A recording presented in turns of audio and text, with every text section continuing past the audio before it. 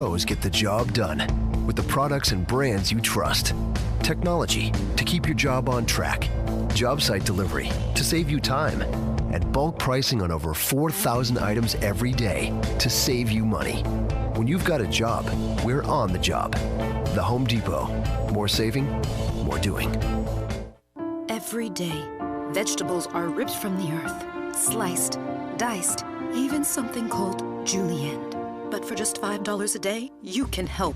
Get 2 Hardee's Original Roast Beef Sandwiches for just $5. Slow-cooked beef, hand-dipped in rich au jus, each prepared without harming a single vegetable. So come to Hardee's, get 2 Original Roast Beef Sandwiches, and save the veggies. Hardee's, because it tastes better. Available for a limited time after regular breakfast hours at participating restaurants. Tax not included. Price and participation may vary.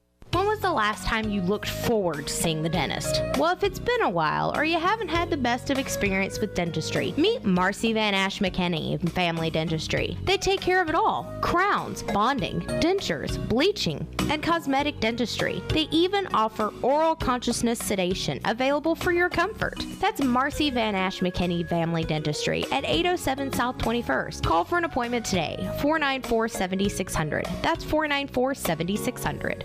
Did you invest in real estate only to find out that real estate takes up too much of your time? If you answered yes, then it's time to make a call to the experts. With more than 30 years of combined property management experience and more than 16,000 units managed, Trinity Multifamily are the ones to call. Get your life back. Call Trinity Multifamily at 479-452-1817 or online at trinitymultifamily.com. Trinity Multifamily, your teammate in the real estate game.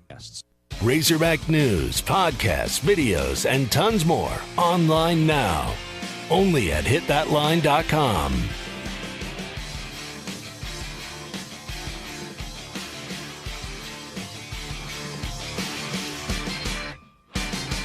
Don Le Batard. Never gonna stop.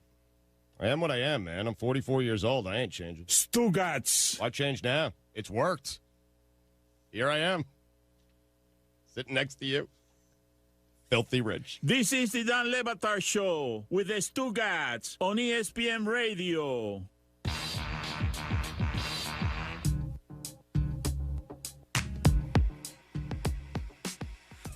If you missed any of our interviews, go check them out on demand in the Dan Le Batard podcast brought to you by Capital One. Capital One is reimagining banking, offering accounts with no fees or minimums that can be opened in 5 minutes. Capital One, what's in your wallet? Capital One N.A., member FDIC. I mean, what did I hear you laughing about during the break? What were you doing? I was reading the Instagram caption from LeBron James about the Kyle Lowry incident from last night. He felt the need to weigh in? Yeah, and I got to tell you, when he's done playing, he's going to have a hell of a career on First Take. I mean, there's a lot of pontificating in this. Do you want the whole caption or just the highlights? Give me whatever it is you find great about it. Well, one of the things he says is, obviously when you sit courtside, there are risks involved or whatever. He says, but this guy, more importantly, poor owner of the Warriors, knew exactly what he was doing, which was so uncalled for. To which I would say, I was telling Mike, I've dealt with minority owners before, and they don't know any of the rules. Many of them don't know much about basketball. Yeah, I think this owner might have thought he was well within his rights to be doing this. Right, it comes with the ownership, yes. And I'm not sticking up for the owner. I'm just saying, like, the idea that these people would be more knowledgeable about the rules than the regular fan is very off. The other thing I laughed at is he says, just imagine if Kyle Lowry would have reacted and put his hands back on him, you guys would be going crazy. That's the caps. Calling for him to damn near be put in jail, let alone be suspended for the rest of the finals, all because he was protecting himself. I've been quiet, he means quiet, throughout the whole NBA playoffs, watching. He says, throughout the whole NBA playoffs, watching every game between parentheses, haven't missed one. Wow, I bet he has. And that was I thought that was like Stephen A. Smith. You know how Stephen A. Smith, he'll be saying something, and then he'll throw in another non-relevant fact just to kind of let you know? No, I'm just saying. It's a great tactic. Technically, you missed all the games. Wow. Yeah. Whoa. Oh, yeah. That was a kill shot. What else you got there, I mean? Then he ended up with saying, after I saw what I saw last night, took time to let it manifest into my thinking, which is very, very Kyrie Irving type of way of talking. Which is also probably him saying, I wasn't going to post about this until I found out it was a minority owner. Yeah. So I couldn't and wouldn't be quiet on this. Hashtag protect the players. Hashtag privilege ain't welcome here. Yeah, LeBron's always here for this. LeBron's always here for this owner stuff, and no, you're not greater than. That sounded self-righteous. Look, I agree with him, but yes, the So do I. tone issues. No, but I agree with them too, but I also agree that it's an easy stance. Don't we have imaging that brings in a superhero from the beyond on that? No, we have imaging that we said, that's not funny, and you always ask for it still, so I do this, and then I just, find some other bumper to put behind it. Captain Easy Stance. It's a pretty easy stance, is it not? It's the easiest of stances. Stan, what are your thoughts? As the first word in stance is always Stan. Yeah, no, it is an easy stance to take. That was a bit of a Players are stretch. certainly Thank you. I was gonna go waiting that for way. it, Mike. I mean, jeez. Stance. Proceed, Sam. I'm sorry. You had to sit through that. I'm sorry, audience. That's okay. I'm silent now. And No, he's finish sitting your it point, out I mean. because you played a bunch of sounds. Now you can be. I'm sorry, I played a sound, not I against deserve you. that. It was a sound that- I'm out for the rest of the show. You get that Dan, sound. bad You've joke. lost Stan now. You've For insulted. the rest of the show, Dan. For the rest of the show, I'm out. He's going to sit out the rest of the damn show because I was not funny. And yet you're lashing out at us. Because look at what's happened here. We've disrespected him with all our sounds. Does anyone call you Stanley Van Gundy? No, not really. How about Staniel? No. I wish you had sat out the last bit of the show. Does anyone call Jeff Jeffrey? My mom. Stan, did you have any cool nicknames growing up? What'd they call you? Other than Sex Stan. Machine. No. No, they didn't. No? Oh, they do now. I hope so. No, definitely they don't. All right, so just let that marinate, America. Stan Van Gundy, Sex Machine. We will talk to you mañana. This was the Dan Le Batard Show on ESPN Radio. Stugatz here. Finding a new job is a lot of work. What if you had your own personal recruiter to help you find a better job? Now ZipRecruiter's technology could do that for you. Just download the ZipRecruiter app, let it know what kind of jobs you're interested in, and it puts your profile in front of employers. If an employer likes your profile, ZipRecruiter lets you know. So if you're interested in the job, you can apply. My listeners should download the free #1 rated ZipRecruiter job search app today and let the power of technology work for you. When tracking the domestic dust bunny, you commonly find them hiding under wardrobes next to lost socks. Don't move too suddenly or they'll scurry off. What's utterly fascinating about the dust bunny is that although they are not actually sentient creatures, when they hear that Geico not only saves people money, but also has a 97% customer satisfaction rating, it's obvious to them you should switch. Because yes, switching to Geico is a no-brainer. Oh no, it's the dust bunny's only natural predator. Run along, dust bunnies, run along. This is the Morning Rush. Robert's in Fayetteville. What's going on, Robert? Y'all know Coach Broyles, how modest he was. Mm-hmm. You know, he wouldn't even ride in the car with Donita alone because he didn't think that was proper because they weren't married. If you know Donita was his office manager. He would not even get in the car and ride with her by himself because it was not proper. So when Arkansas went to the Vegas Bowl, you know, there's those nights where they take them out and they entertain them, right? Well, one of the nights, and I'm not going to mention the guy's name, who was in charge of booking the entertainment, he booked them to go see Carrot Top. Oh, gosh. And the whole team was taken to see Carrot Top. Oh. And Coach Broyles was with them that night. He was livid. He just went up. I can't believe y'all took us to see something that obscene. He's just vulgar. Don't miss the Morning Rush. Weekdays from 6 till 9. Only on ESPN 95.3.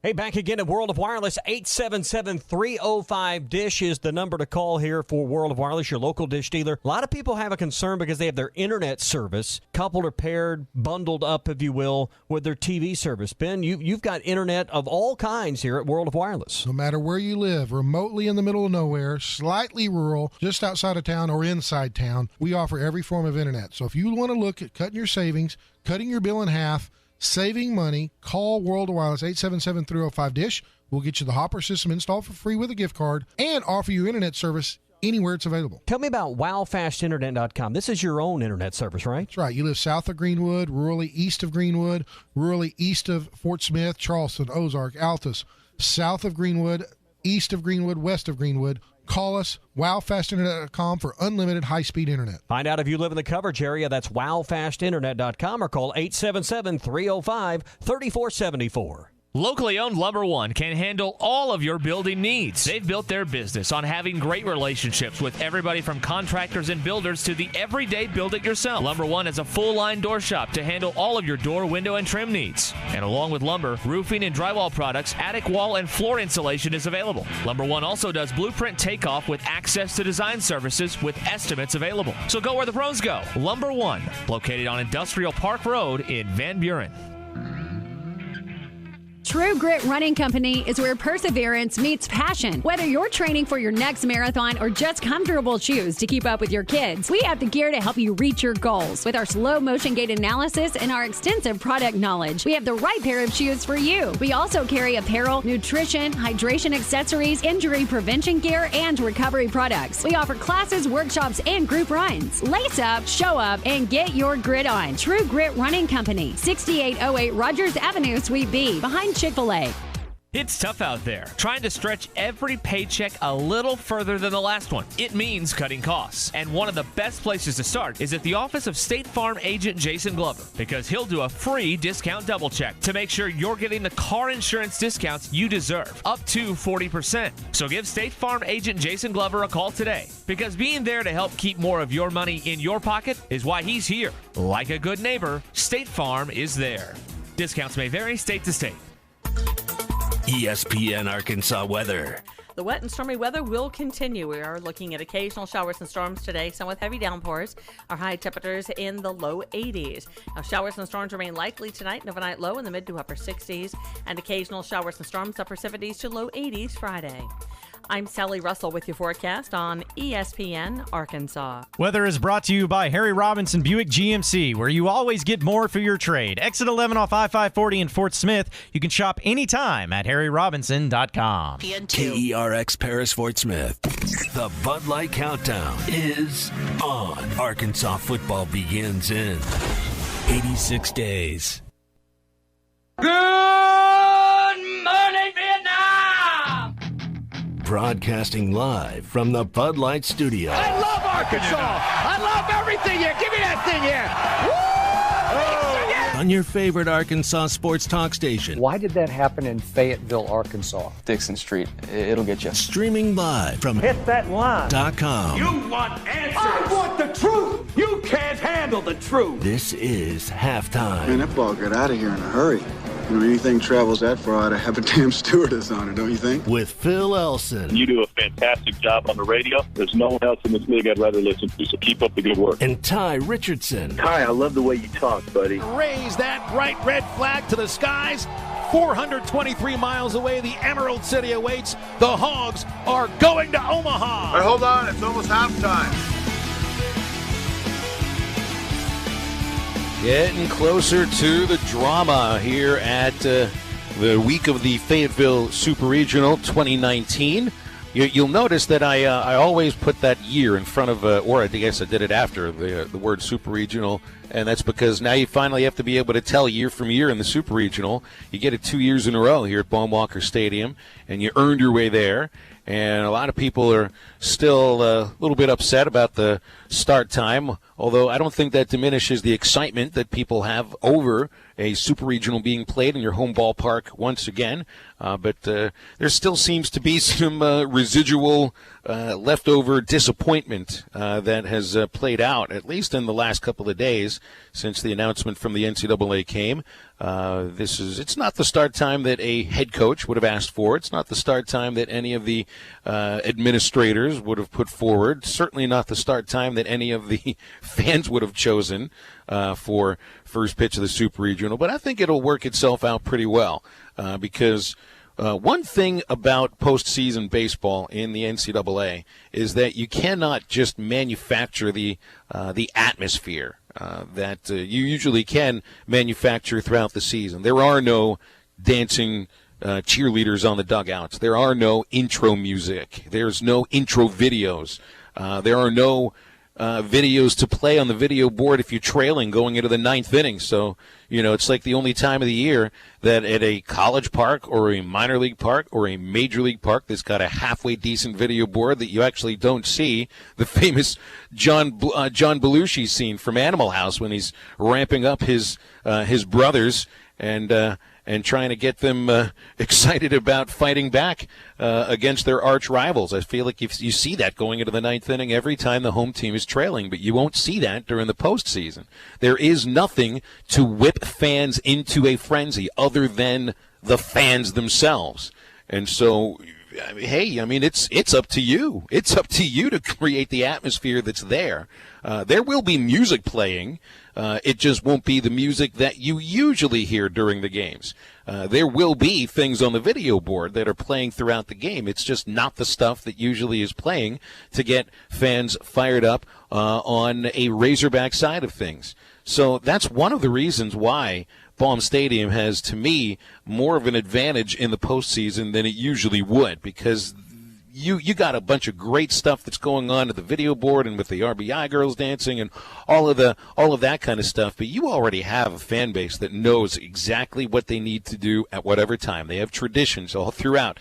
There are always moments that the honk call comes out. There are always moments where fans rise in unison and get themselves fired up. And so it's up to the fans in order to get this going. And really, it can't matter about what time of the day it is. You've got to show up. You got to be ready to go. Tye, you're always ready to go at 5 in the morning when you show up for a morning show. You gotta be, man. Anybody that's doing morning radio looks at somebody complaining about an 11 o'clock start time and thinks to themselves, "What? I'm fired up and ready to go even before I wake up."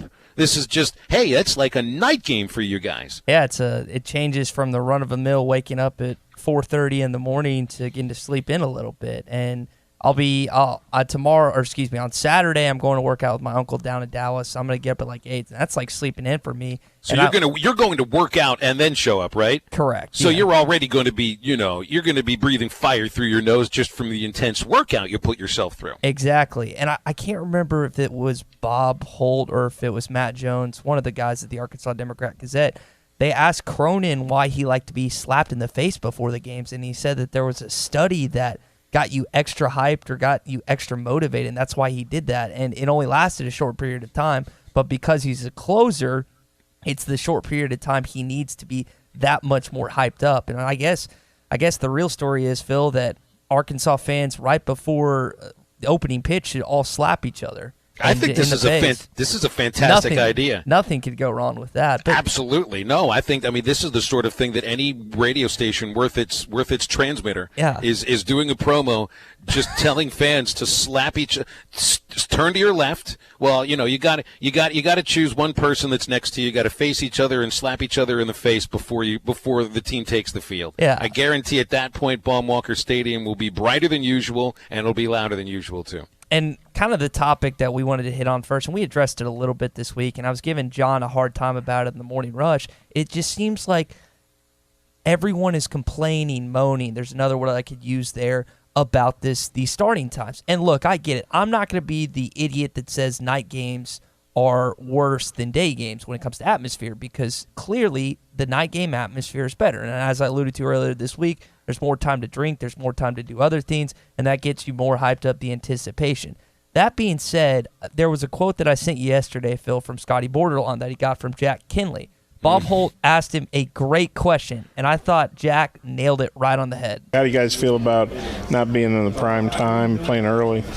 Prime time is whenever we play. That's all we got to do. We got to show up when the first pitch is there, and regardless of when that start time is, we've done it all the rest of the year, and it's nothing that's going to catch us off guard. So, the games are on TV. Obviously, you don't have any doubt this place will be packed at 11 a.m. So. No doubt. To the fans attending this game or games this weekend, and this is particularly more tailored towards the 11 a.m. game, if you can't get fired up for a super regional matchup against one of your rivals in baseball, against a team you've struggled mightily against the last couple of years, and for the chance to go to Omaha, I can't give you anything else. Dave Van Horn can't give you anything else. This team can't give you anything else. You ought to be thrilled, but I feel like most of the attention from this weekend, Phil, is tailored towards the game times rather than an opponent and rather than the hype that you should have heading into this series. Am I wrong about that? I think there's been a little focus on that, yes. But I don't think that the start time will have any negative connotation to the attendance. People that why would you not show? Hey, look, I can understand not being there for potentially a game against Central Connecticut that you feel so sure you're going to win, and you got to be at work, and it's a Friday at 1 that you don't show up. Still 10K plus, but yeah. Still 10, exactly, right, which I thought I was naive thinking they would get that going in. Ended up getting it anyway. And you didn't make fun of me enough. You can do that sometime this week. Make fun of me for me saying that was ignorant for you to think there'd be 10,000. I underestimated Razorback baseball fans, honestly. I'm just putting that one in the cookie jar and putting that cookie jar in the freezer and saving that for a long time off if I need it. There you go. But it's now, I mean, you got a Saturday. I mean, it's a Saturday. And it'll creep up on me a lot quicker than it will a lot of other people because, I mean, and the ball players are the same way. We have routines leading up to the start of the game, and sometimes it can throw you off a little bit when the routine starts with waking up and then going straight to the ballpark. So, I mean, that reminds you of, having to play the early game in Hoover, which nobody ever wants to play, that 9:30 game in the SEC tournament. So, hey, it's not going to diminish the attendance. Maybe it takes a moment or so for everybody to start getting loud. But hey, if Arkansas scores a run in the first inning and keeps Ole Miss off the scoreboard, the place is going to be rocking. It won't feel like a night game because the daylight will be out, and maybe that's a better thing. Maybe that actually leaves you with a little more energy because you didn't waste any time, doing anything else during the day and then showing up at night and having to manufacture some of that enthusiasm. But I think you're right. I think some of the things that are really cool about this series might have been, I don't know if lost is the right word because, I mean, the guys at the Democrat have been terrific covering all sorts of angles on this. Yeah. We've tried to focus on matchups and on who's going to start. I mean, that's one of the interesting things. I mean, Isaiah Campbell is going to be your starting pitcher for Saturday, and that's no surprise. Who's your Game 2 starter? Right now, that's up in the air. You're not even worried about a Game 3 starter because if things go according to plan and Arkansas does what they did almost all year, which is win every game Isaiah Campbell pitched, which includes the game against Ole Miss back in late March, then you should be up 1-0 and hopefully have a chance to close it out on Saturday. So Dave is looking at this, I think, like he does any other series where usually that last game that is on the schedule, he has been going with a TBA more often than not, even though we've known who it's been going into the weekend. I mean, it's just kind of flip-flopped here and there, whether it's been Wicklander or whether it's been Nolan. My own personal opinion is that if you're up 1-0, even I think no matter what happens, I think Connor Nolan's your starting pitcher for Game 2. Yeah. I think he's been a little bit more reliable with the ability to throw strikes, get through that lineup a couple of times at least. Hopefully by then Isaiah Campbell gave you 7, maybe 8 good innings against this really tough Ole Miss lineup, and you've got a rested bullpen. Hopefully maybe you only need 1 inning from Matt Cronin on Saturday, and you've got a full bullpen ready to go that once Nolan gets through the order twice, because that's when they're usually taking him out, face 18 batters, maybe 19 or 20, but usually not many more than that. And in a game, if you're 1-0 and that Sunday game gets you to Omaha, I don't think they're going to mess around. I think Nolan would be the guy, and then if that series goes to a third and deciding game, you're going to go with Patrick Wicklander. What's the most that Matt Cronin has pitched? Has it been an inning and a third, or has he pitched 2 innings this year? Because it's been a couple of innings. Okay. It hasn't been as often as last year. He's been more of a 4-out pitcher, 4-out saves, more often than the 2-inning saves. I think if I remember correctly last year, and I'm not looking at his day-by-day, but I think he had at least a couple of 3-inning saves last year, including one at Florida. And let me see here. I mean, I'm looking at his numbers from this season, and the longest outing for Cronin was 2 innings. Okay. So I'd be surprised if he's not going to go 2 innings on Friday. On Saturday, that would be a surprise. But I wouldn't be surprised to see him try to get 4 outs. Yeah, that's one of kind of the thing I was thinking about. If you get a really good outing from Zay, I don't think you're going to be able to get 8 innings out of him like you did this past weekend. But if you're able to get 6 or 7 really solid innings and then get a bullpen guy in there, whether it's Cops, whether it's Kostichok, whether it's Ramage, whoever they decide to go with first, and then get Cronin in for an inning, and then the following night, let's say you're up, do you think you're acting like you still don't think DVH would pitch him 4 innings the night on the Saturday night and then Sunday pitch him 2? You think that's probably too taxing on him? On Campbell? On Cronin. On Cronin? Not Campbell. I know Campbell wouldn't No, pitch I him. mean, I think Matt could come back after throwing 2 innings, but I think it also depends on. I mean, he'll trust Jacob Kostichok with the lead in the 8th inning against Ole Miss. He'll trust Scroggins would be the guy to come in the 7th inning, Kostichok, I think, in the 8th. There's a script that they'll go by with this. And then if it comes to a left-handed batter or a switch hitter that hits a little better on the left side, they'll go to Cronin. It's a lot of it is the situation at hand, who's on base. You know, I mean, that's what they did in the series in the game in Hoover, where Cronin comes on in the 8th inning. You're up a run and inherits I think it was the go-ahead runs on base, and they wanted to switch Thomas Dillard from left to right. He bats right-handed against Cronin, and he shot the first pitch up the middle, pretty much because he was sitting on a fastball. And then you end up losing 3-2. But that was a little different because Zebulon Vermillion started that 8th inning. Zebulon Vermillion isn't going to get the ball in the 8th inning on Saturday or Sunday with the lead. You know, Sunday, that's a different story because at that point, everybody's probably been pitched, and someone may have to step up in a role that they hadn't really held too often, like Marshall Denton closing a game against Vanderbilt. Are you talking about Monday or Sunday? I'm talking on. Well, I get these things crossed up. It's so weird with a Saturday, Sunday, Monday. Yeah. But that's what happened last year. Arkansas played South Carolina in the same ways. So some notes that I was looking at here. So Arkansas lost 3 out of 5 to Ole Miss this season time, but they led for more than half of the innings played. There are 45 innings played between Arkansas and Ole Miss this year. The Hogs led for 25 of those innings. Now they did lead wire to wire in the game that Isaiah Campbell pitched against the Rebels in the regular season, which was March 29th, a 5-3 win. Campbell went 7 innings, and he was dominated. 2 runs, 4 hits, a couple of walks, and 5 strikeouts. He didn't pitch against the Rebels in Hoover, which I think is a good thing for Arkansas. So they did lead wire to wire in that game. Ole Miss won 3 games. They led for a total of 7 innings. I think we talked about this going into one of the 2 games that these teams played in Hoover, that Arkansas may have lost 3 out of 5, but they held the lead longer. They just didn't hold the lead going in, at the end of 9 innings. They had trouble in the 7th, 8th, and 9th innings holding the lead. So, I mean, I could potentially see Arkansas grabbing early leads in each of the first 2 games. And the struggle has been 2 things. Adding to that lead, Arkansas has really struggled to score against the Ole Miss bullpen, and keeping Ole Miss from scratching out a run or 2 if it's a 2 or 1 run ball game.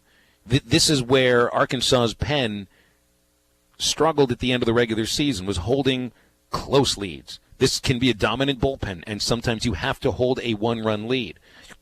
They didn't do that against Ole Miss.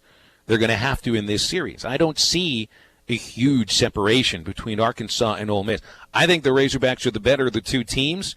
I think it's by slim margins, and the pen is going to have to hold a 1 or 2 run lead in at least one of the 2 wins that they're shooting for. Statistically, all right, innings 1 through 4, Arkansas held a 13-5 run scoring advantage. Innings 5 through 9, Ole Miss had a 19-7 scoring average. You don't want to see those type of numbers this weekend. That's exactly right. So Ole Miss's pen seemed to do well against Arkansas. That was the real issue for the Rebels this year. Not their starting pitching, not their lineup, though the lineup has been a bit of a roller coaster at times. It's been their bullpen. It's been guys like Austin Miller, like Parker Caracci, that have had the ups and the downs this year and can be dominant when they're on, and they can really struggle when they're off. And Arkansas's got to make those guys be off for this series, because they can get into the bullpen in the 5th and 6th inning. You're going to have to keep scoring a little bit, but I do think that pen will need to hold a 1-run lead Saturday or Sunday, or Monday too. So our buddy Aaron Torres was in Vegas 2 weeks ago, and another friend of the show, Tyler McComas, who hosts a sports talk radio show in Norman, who we've had on a few times. He just texted me. He's in Vegas right now, and he just sent me a Caesars card, and it's actually Saturday game, and I would have thought the same thing. I'm curious to see what Vegas has and what Caesar has for the projection of the series. But Arkansas is minus 180 favorites, and Ole Miss is plus 160 dogs for this first game with Isaiah Campbell. And who's Ole Miss pitching in their first game? I don't know their ace, Phil. It would be Will Etheridge. Okay. So that's first game, at least. Arkansas out in Vegas at Caesars Entertainment is the favorite in this one. But that's kind of interesting. I haven't seen, and I haven't done a great job in researching a ton of trying to find the overall series if Arkansas or Ole Miss is favorite. But I'd be curious to see who's the favorite in this one, because we've often talked about it, Phil. Ole Miss has had quite a bit of success against Arkansas lately, and I know that you mentioned they've won 3 of 5 this year, once in the SEC tournament. Arkansas got them once there, and then they took the series and bombed. But I'm curious to see how Vegas would put this series being at Baum Stadium, being that Arkansas has so much success at home during the postseason, and kind of counteract that with the Rebels' success against the Razorbacks as of late. Yeah, I mean, I think it's more about this year than anything that's happened in the previous years, and I think it's more about what's going on right now with these teams than anything that really happened at the end of March or in May in Hoover, because those games in Hoover I don't think were indicative of Arkansas playing with a postseason mindset, and I think that it's much different right now. The end of March, that was a pitching staff that was still in flux. Cody Scroggins started the final game of that series. Patrick Wicklander was working out of the bullpen, and we know very well he's not the same pitcher in relief that he is as a starter. He can be great as a starter, and I don't think we ever really saw the engine turn over when he pitched in relief. He just wasn't very comfortable in that role. And, it's kind of weird because you think about certain players, and this can equate to not only baseball, but basketball, football, whatever. And it's I think more basketball than anything, because that's where my mind always gravitates towards. I always like coming off the bench, and I knew guys like that. There's guys in the NBA and college like that where they prefer coming off the bench. But some guys are more comfortable getting their worries out early in the first opening pitches, where they don't come in with guys on and they're not feeling that pressure right off the bat. So if that's better for Wicklander, obviously Dave made the change a couple weeks back, putting him in a starting role, and then now it looks he was in the 2 spot and Nolan was at 3, and now it looks like, based on what you're saying, and I feel like that's the consensus, Phil, is that Nolan's going to get that 2 spot, even though Matt Hobbs told us earlier on the Morning Rush that it hadn't been decided yet. I think we all believe that Connor Nolan's going to get that game 2 start. Yeah, I don't think it'd be any surprise with that. I think you'll see Doug Nikhazy, the freshman left-hander, pitch game 2 for Ole Miss. He's on the freshman, all-SEC freshman team. Etheridge is a guy with really good stuff that I think Arkansas could have some success against. What about with Nolan? I think you told me this. The one thing that you were worried about Nolan is that Ole Miss has a decent amount of good left-hand hitters, right? And the fact that Campbell, it's not as big of a deal because as hard as he throws and as good as his stuff is, it's not going to impact him as much. But with Nolan, still hasn't reached his full potential in terms of power and speed with his fastball and his other pitches.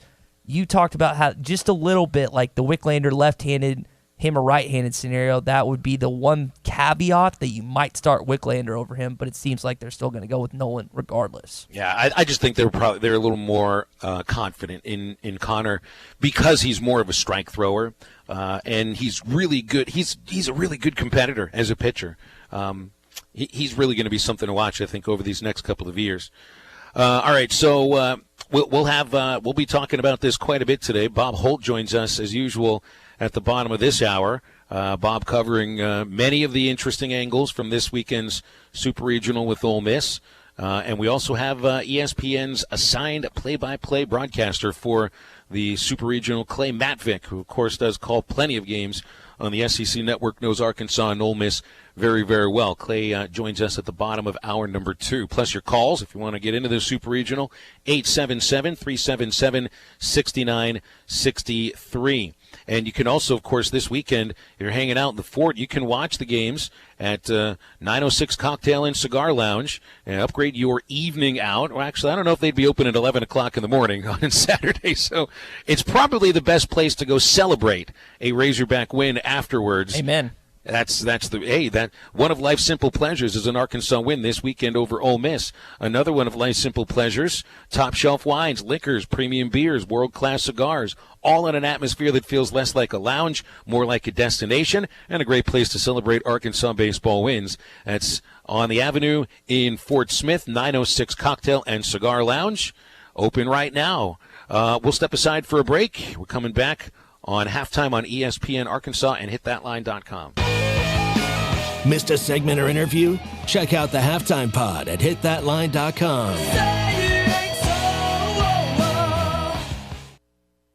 This is Mark Hurst. How important is new technology? That's a question I was recently asked by a student at a career day presentation at a local school. At Hurst Family Dental Care, we use new technology like digital x-rays, an iTero scanner instead of those messy impressions, and an Invisalign outcome simulator which can show you within minutes how Invisalign can straighten your teeth. Give us a call at 474-1972 and let us show you how new technology makes a difference in the way we are able to care for you. Hurst Family Dental Care, a name you know and a name you can trust. Joe's Grill and Cantina is the only place to watch the Hogs. Watch every game at Joe's. Enjoy half-price apps and taps during the game. And with TVs all around the restaurant, you'll have a front row seat. Half-price appetizers like brisket nachos, Mexican pizza, 10-layer dip, or Joe's humongous sampler platter. All half price. And all beers on tap are half price. Watch every Hog game at Joe's. Half-price apps and taps during every Hog game at Joe's Grill and Cantina. 3400 South 74th Street across from Harps. Are you looking at new floors for your home or maybe a new look in some rooms? Look no further. Woodard Carpet and Designs in Clarksville can provide the products and services to fit your needs. JT and Melissa Woodard, along with the certified staff, will help you with floors, walls, and windows, along with in-house decorating. They can carry luxury vinyl, plank, and tile, commercial carpet, Wilson Art countertops, custom area rugs, wallpaper, and custom blinds. Visit Woodard Carpet and Design at 514 West Cherry in downtown Clarksville. At Mosquito Joe, we often hear customers say, aren't we just fighting a losing battle? We live in the woods, or we live by a pond, or we live on the river. Mosquito Joe won't be able to help me. Well, with Mosquito Joe, outside truly is fun again. Mosquito Joe's seen properties of all shapes and sizes, and we love a challenge. We have a satisfaction guarantee, and there's no contracts. Mention that you heard us on ESPN and get your first service for $39. Call us at 479-202-9960 or visit arkansas.mosquitojoe.com. The law offices of Andrea Stone Hanna, PLLC, are proud supporters of the Arkansas Razorbacks. Call them today before your soon-to-be ex does. Andrea Stone Hanna and David L. Powell promise to do whatever they can to assist and support you, your family, and your business when you face the toughest legal challenges you could possibly encounter. For divorce, custody, and all family law or criminal matters, call Andrea or David today at 479-242-5874 and request a consultation. Contact them today at AndreaHannahLaw.com or call 479-242-5874. Spring is in the air. Not in the house, Dalton. Okay, AJ. Aw, snap, I told you not in the house. Red Kool-Aid all over the white carpet. Mom and Dad are gonna... Okay, AJ. I can't believe it. We're so in trouble. I told you so. Thank you for calling Service Master Clean. This is Tanya. How can I help you? Tanya, it's Dalton. For the clean you expect and the service you deserve. Think Service Master Clean. Visit us online at smcleanonline.com. Got a mystery stain on the carpet and the kids insist they don't know what it is? Or you're just ready to give the house a good spring cleaning? Call Service Master Clean at 646-4087. Call today for spring specials. Service Master Clean. For the clean you expect and the service you deserve. It's okay, AJ. This is the Morning Rush. Vanderbilt and Arkansas are the odds-on favorites, according to Vegas, to win the national championship. Are there two teams less likely to win it in football this year? Talking about the SEC. Can't think of any other teams that are less likely. But they're the most likely to win the baseball. Goes back to the whole thing of, thank goodness for baseball season because football ain't doing it for you. Don't miss the Morning Rush. Weekdays from 6 till 9. Only on ESPN 95.3.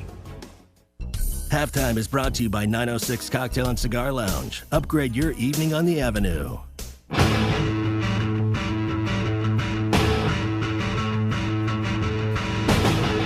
You're listening to Halftime with Phil Elson and Tye Richardson. And Ezell hits a drive to deep left field. That one is way out of here. And Trevor Ezell with the 3-run homer.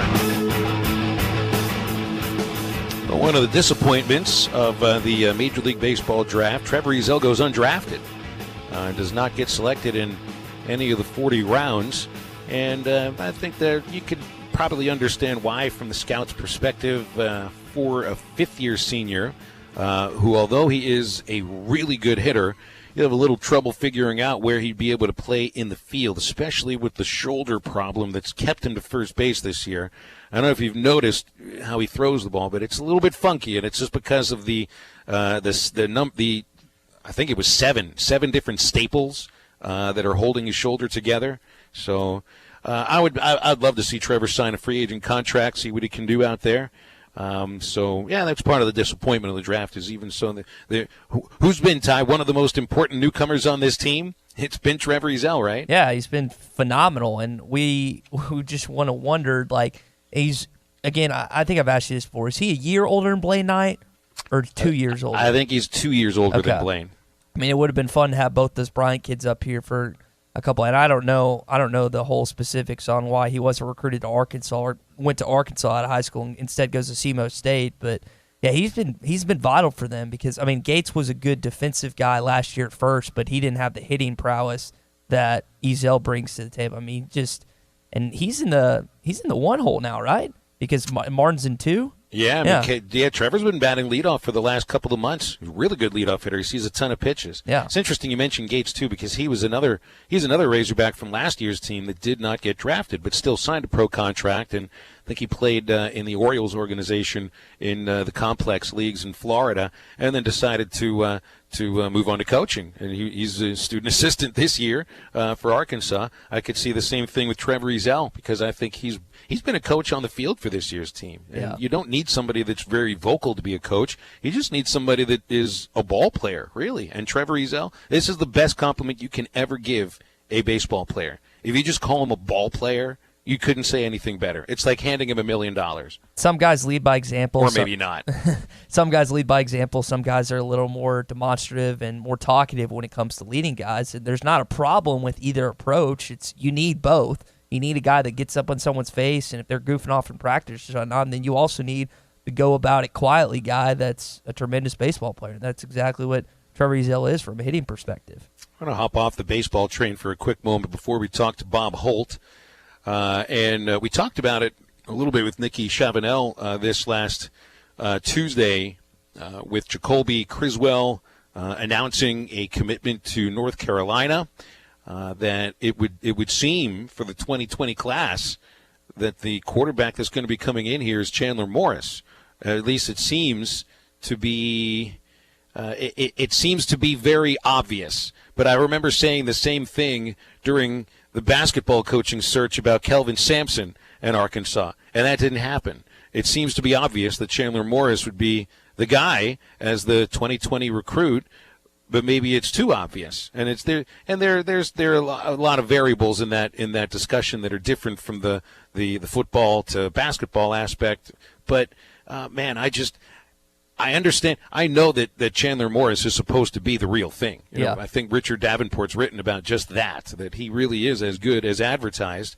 And but I just can't imagine playing for your dad on the stage of the SEC and the SEC West.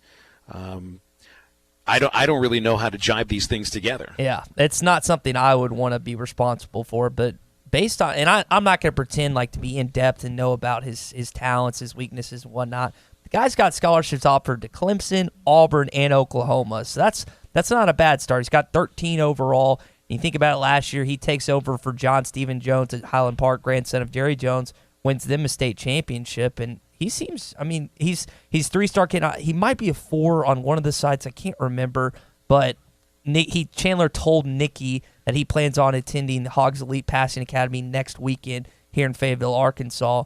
But yeah, and the whole thing, Phil, the label coach's son sometimes hurts a player just because they always the coach's son. That's why he's going to get preferential treatment. He's not that good. That doesn't apply to every single person. No, and hopefully Chandler's not kind of in that group that some people like to lump people in. You know, and I know that some coaches view coaches' sons or coaches' daughters as someone that they would want to coach, that they already respond to coaching in a sense, which is different than parenting. But I mean, I think Paul Maneri is exactly like this. I know that. I mean, he's got Drew Bianco on his team, Mike Bianco's son. And there's another one. There's another one of the players on LSU whose father is a big baseball coach. I think there's a couple of them, in fact. And Maneri has said that he likes the idea of coaching other coaches' sons because they're usually going to be respectful towards coaches. They will accept coaching, be easy to coach. So, I mean, I could see, but when you're coaching your own son on that stage, that's a whole different animal. Yeah. That, to me, is a different thing. And that doesn't even get into the idea about, choosing one quarterback over another, the whole idea of the recruiting process behind it. I mean, I know Chad Morris has said he's not getting involved in the recruiting process with his son. But does that mean you don't get involved in the coaching process when she's playing for you? I don't know. I mean, again, it's just there's a lot to wrap your mind around, and it's a little bit difficult to jive them all together. That is one interesting tidbit that came out of our interview with Nikki earlier this week, that she made sure to stress that Chad Morris doesn't seem to have any part in recruiting his own son, which I think there's pros and cons to doing that.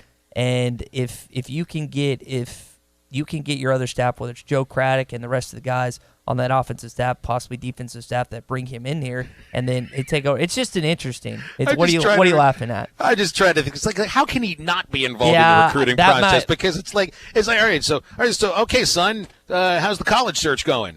Oh, Dad, I thought we weren't going to talk about that. I mean, come on. I'm not going to talk about it as your next potential head coach. I'm talking about it as your father. Yeah, that may be more coach speak than anything. But this is. Hey, son, have you thought about playing college football? Yeah, this is an interesting process that I think it's going to unfold, and people are going to. I don't know, man. I'm curious to see. I want to see what happens. It's going to be once baseball season's over. This is going to be outside the actual football season. This is going to be the number one topic we're focused on throughout fall. Just picture what dinner's like. Hey, have you thought about where you're going to go to college, son? Hey, pass the mashed potatoes while you're at it. Well, his sister is now on the recruiting staff for Arkansas as well. So it's a whole family affair. And it's not like Miss Paula, who's Chad's wife, is just like, no, you shouldn't go to Arkansas. I don't know. Yeah, it's going to be fun. Yeah. I always want him to come to school just so we can keep talking about it. All right, we'll step aside. We got Bob Holt standing by on Halftime on ESPN Arkansas and hitthatline.com. Don't spend life sitting on your hands. You're listening to Halftime. Was your roof damaged by recent storms? Don't fall victim to out-of-town contractors and fly-by-night repairmen. Trust the local roofing professionals at Able Roofing. Call their local number, 474-0006, for a free roof inspection. Never trust something as important as the roofing system on your home to a storm chaser. Able Roofing, 474-0006, will work with your insurance company. Call now for your free roof inspection, 474-0006. Able Roofing, the hometown roofers. Bush Machine and Tractor at 7301 0 Street in Fort Smith is your one-stop shop for tractors, lawnmowers, and implements. Choose from Massey Ferguson, Branson, and TYM tractors. Implements from Woods, Battle Armor, and Modern Ag. Find a Gravely commercial mower and get the job done mile after mile and season after season. Bush Machine and Tractor is your #1 Branson dealer in Arkansas and works on all brands of tractors and mowers. Come see us or check out all our inventory at bushtractor.com. They worked through any problems that came up and got me driving a very nice car. I found the people at Hertz Car Sales to be very helpful and easy to work with.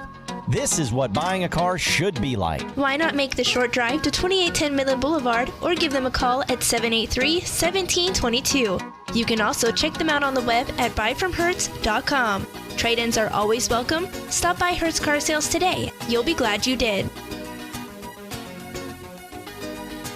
When's the last time you did date night at Doe's? Doe's Steakhouse always has the charm and great atmosphere. Plus, the area's largest selection of in-stock wines. And all of the award-winning steaks at Doe's are perfect for sharing. And there's no charge for an extra side or salad when you share. Doe's is proud to be the premier steakhouse in Fort Smith at 422 North 3rd. Open 5 till 9 Monday through Thursday and 5 till 10 p.m. on Friday and Saturday. So make it a date night at Doe's for a great experience every time.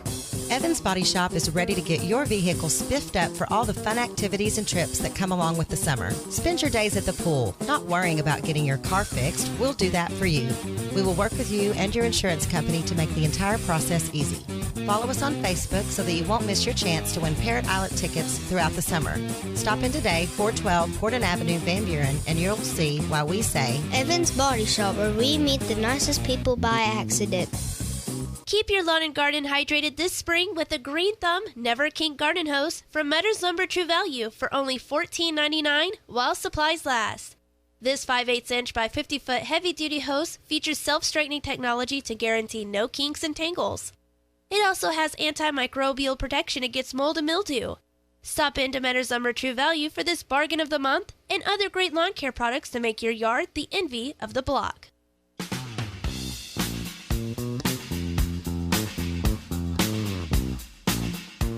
You're listening to Halftime with Phil Elson and Tye Richardson. The drive by Martin to left field, and there's number 13 for Casey Martin. He hit it into the other building across the way. Whoa!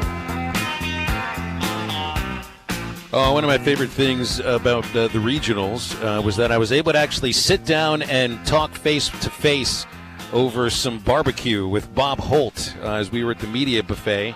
You don't get to do that during the regular season because they just get the M&Ms. Bob, appreciate you joining us as always on a Thursday.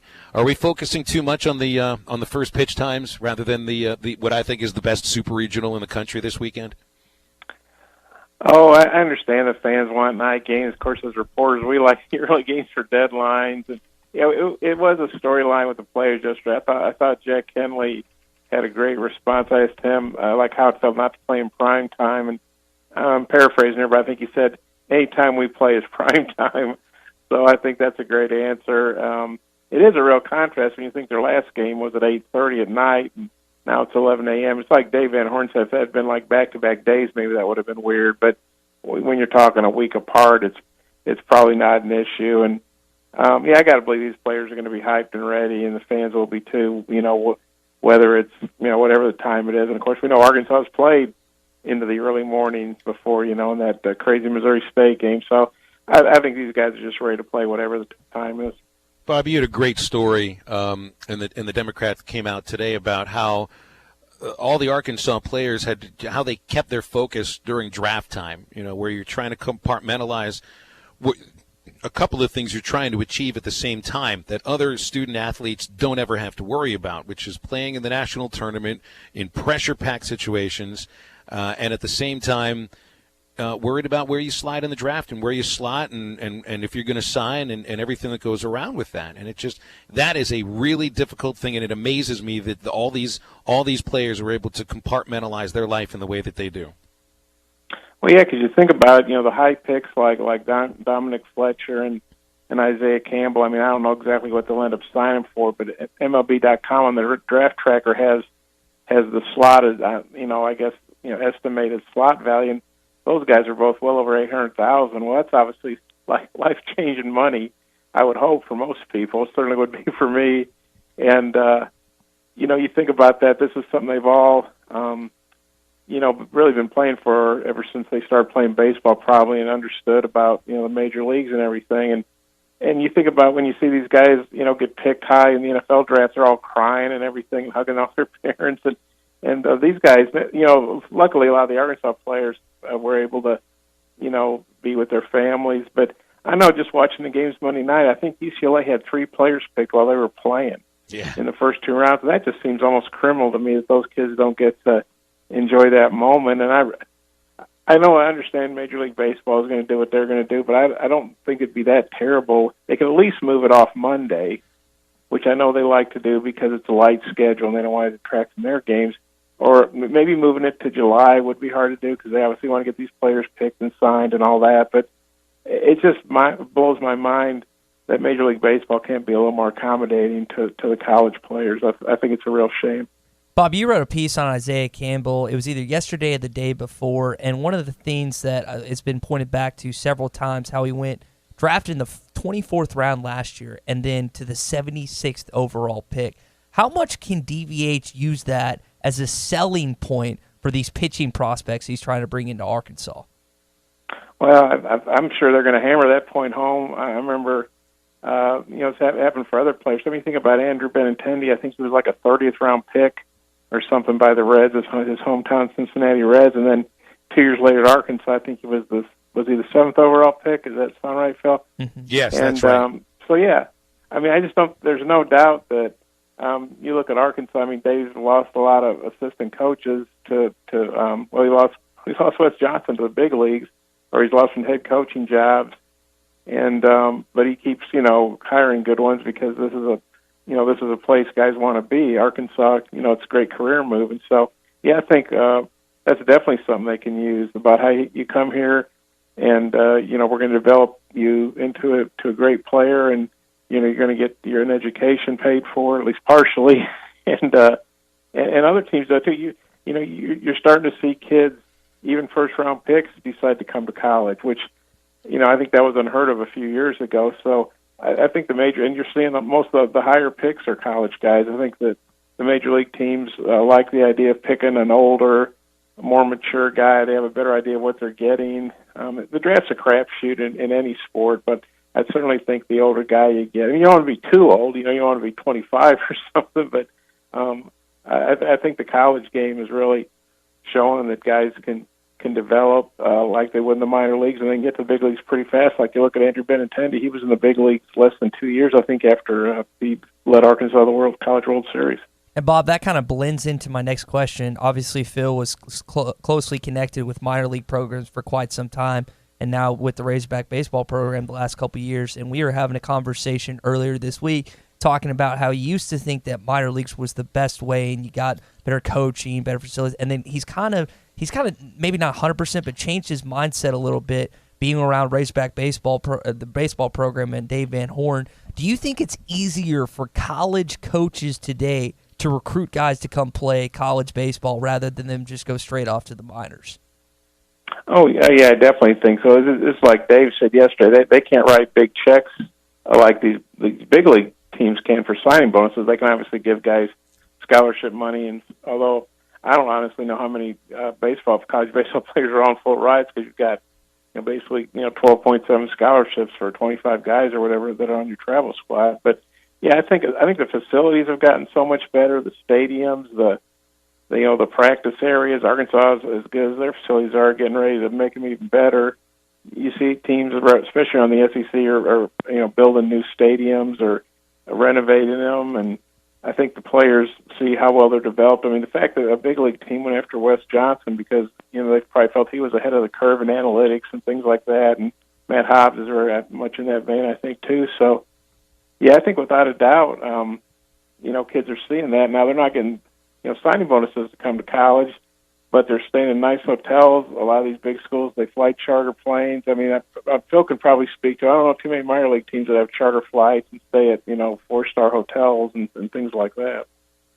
Well, what a college team like Arkansas can show is how a lot of these kids' draft stock has improved, from when they were high schoolers to when they are draft eligible, and I think Isaiah Campbell is a prime example of that. Blaine Knight is a prime example of that.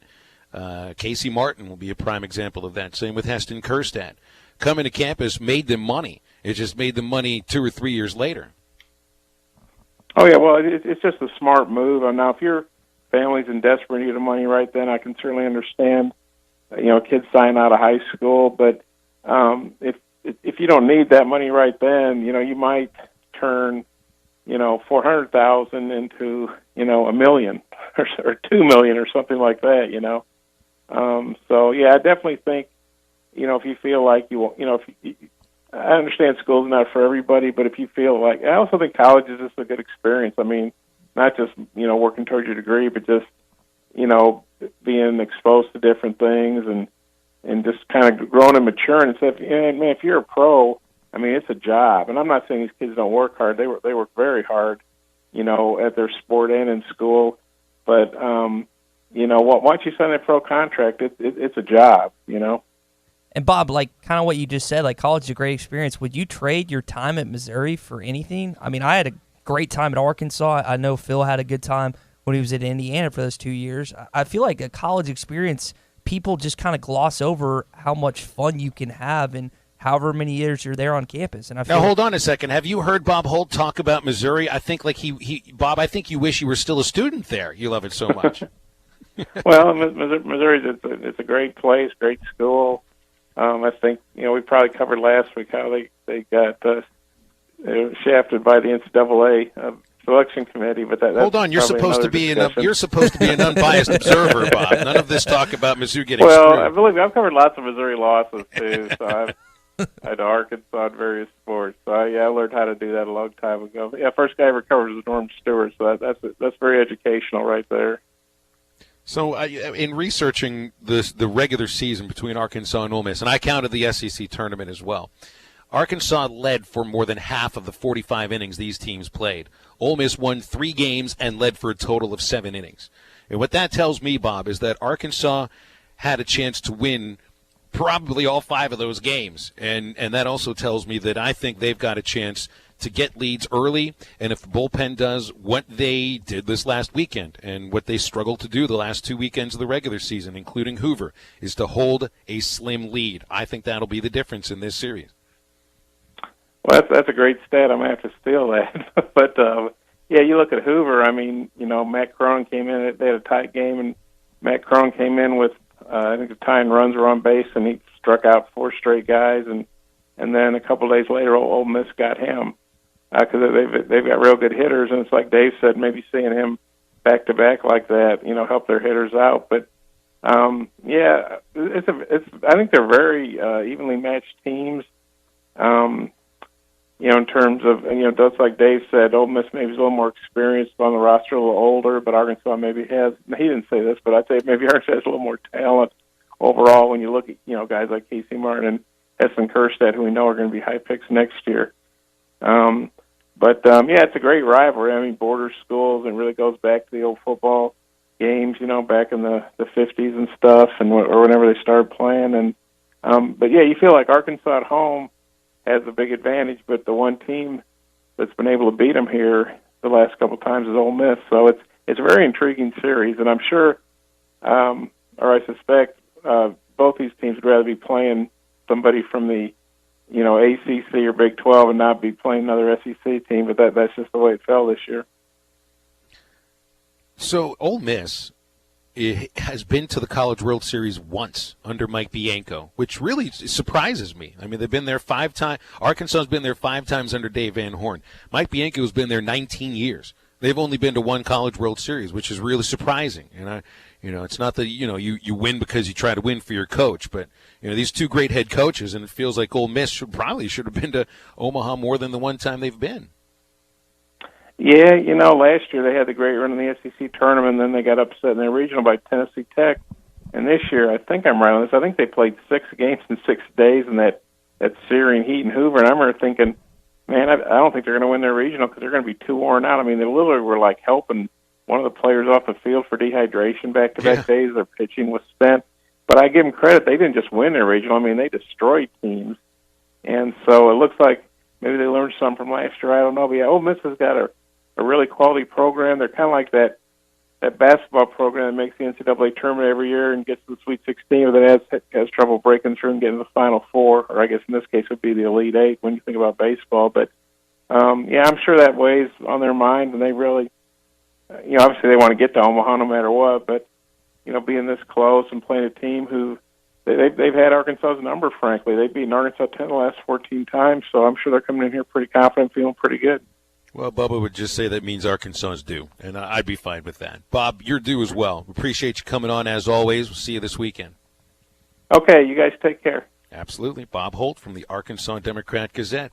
Ty, we got to go. Before we do, though, tell them about Waller Arms. Yeah, Walther Arms here in Fort Smith. It's really close to us, located in Chaffee Crossing, 7700 Shad Colley Boulevard. For the first time, factory direct sale, 2 days only. They're selling a bunch of different guns, including air guns as low as $10, airsoft guns as low as $5, optics as low as $10. Deep discounts all throughout, closeout samples. Again, Walther Arms and Umarex air guns. It's open to the public. It's Friday, June 7th from 2 to 7 p.m. and Saturday from 8 a.m. to 2 p.m. Again, the address is 7700 Shad Colley Boulevard here in Chaffee Crossing. Quick look at the odds for a Razorback National Championship as we wrap up the first hour of halftime on ESPN Arkansas and hitthatline.com. When in doubt, expense it. You're listening to Halftime. Father's Day is Sunday, June 16th. Give that special dad a great gift from Jelco Outdoors. Here's some special savings you'll find throughout the store. Lure Lock utility boxes, 50% off. Get a free gift with any Yeti cooler purchase. Camp Chef pellet grills, $100 off. Big Bite baits, 25% off. PSE Bow Madness Unleashed compound bow, $649.99. And Jelco gift cards always make the perfect gift. Get dad a great gift from Jelco Outdoors, 4600 South Zero in Fort Smith. You know, a night out with friends can be so much more. Upgrade your evening at 906 Cocktail and Cigar Lounge on the Avenue. Rediscover life's simple pleasures. Dial back, slow down, and immerse yourself in what true relaxation can be. Top shelf wines and liquors, premium beers, world-class cigars, all in an atmosphere that feels less like a lounge and more like a destination. Sample, indulge, escape. 906 Cocktail and Cigar Lounge. Upgrade your night on the Avenue. Looking to upgrade your fleet or needing professional service to your existing fleet? Carco International of Fort Smith offers the latest trucks and equipment in the industry. With over 70 years in the trucking and equipment business, they have the experience to keep you on the road. Carco International offers professional service after the sale. Carco International Parts Department supplies all makes, parts, and gives expert service. Carco International is the answer. Leave it to the pros to keep you on the road. Carco International, located at 2721 Midland Boulevard in Fort Smith. Hi, I'm Kelly Smith, owner of Dixie Digital Imaging, the Xerox authorized agency and dealer in the River Valley. The 29 new models of Xerox business printers and copiers represent a quantum leap forward in office technology. They are designed for the way we work today, safely and securely. They're powered by Xerox Connect Key technology. They're innovative and affordable with both black and white and color devices available. For more information, give Dixie Digital a call at 783-6600 or visit us at dixiedigital.com. Dixie Digital Imaging, bringing Xerox document innovations to the River Valley. Metal Mart offers high-quality prefabricated metal buildings, metal roofing, custom trim shop, carports, and more.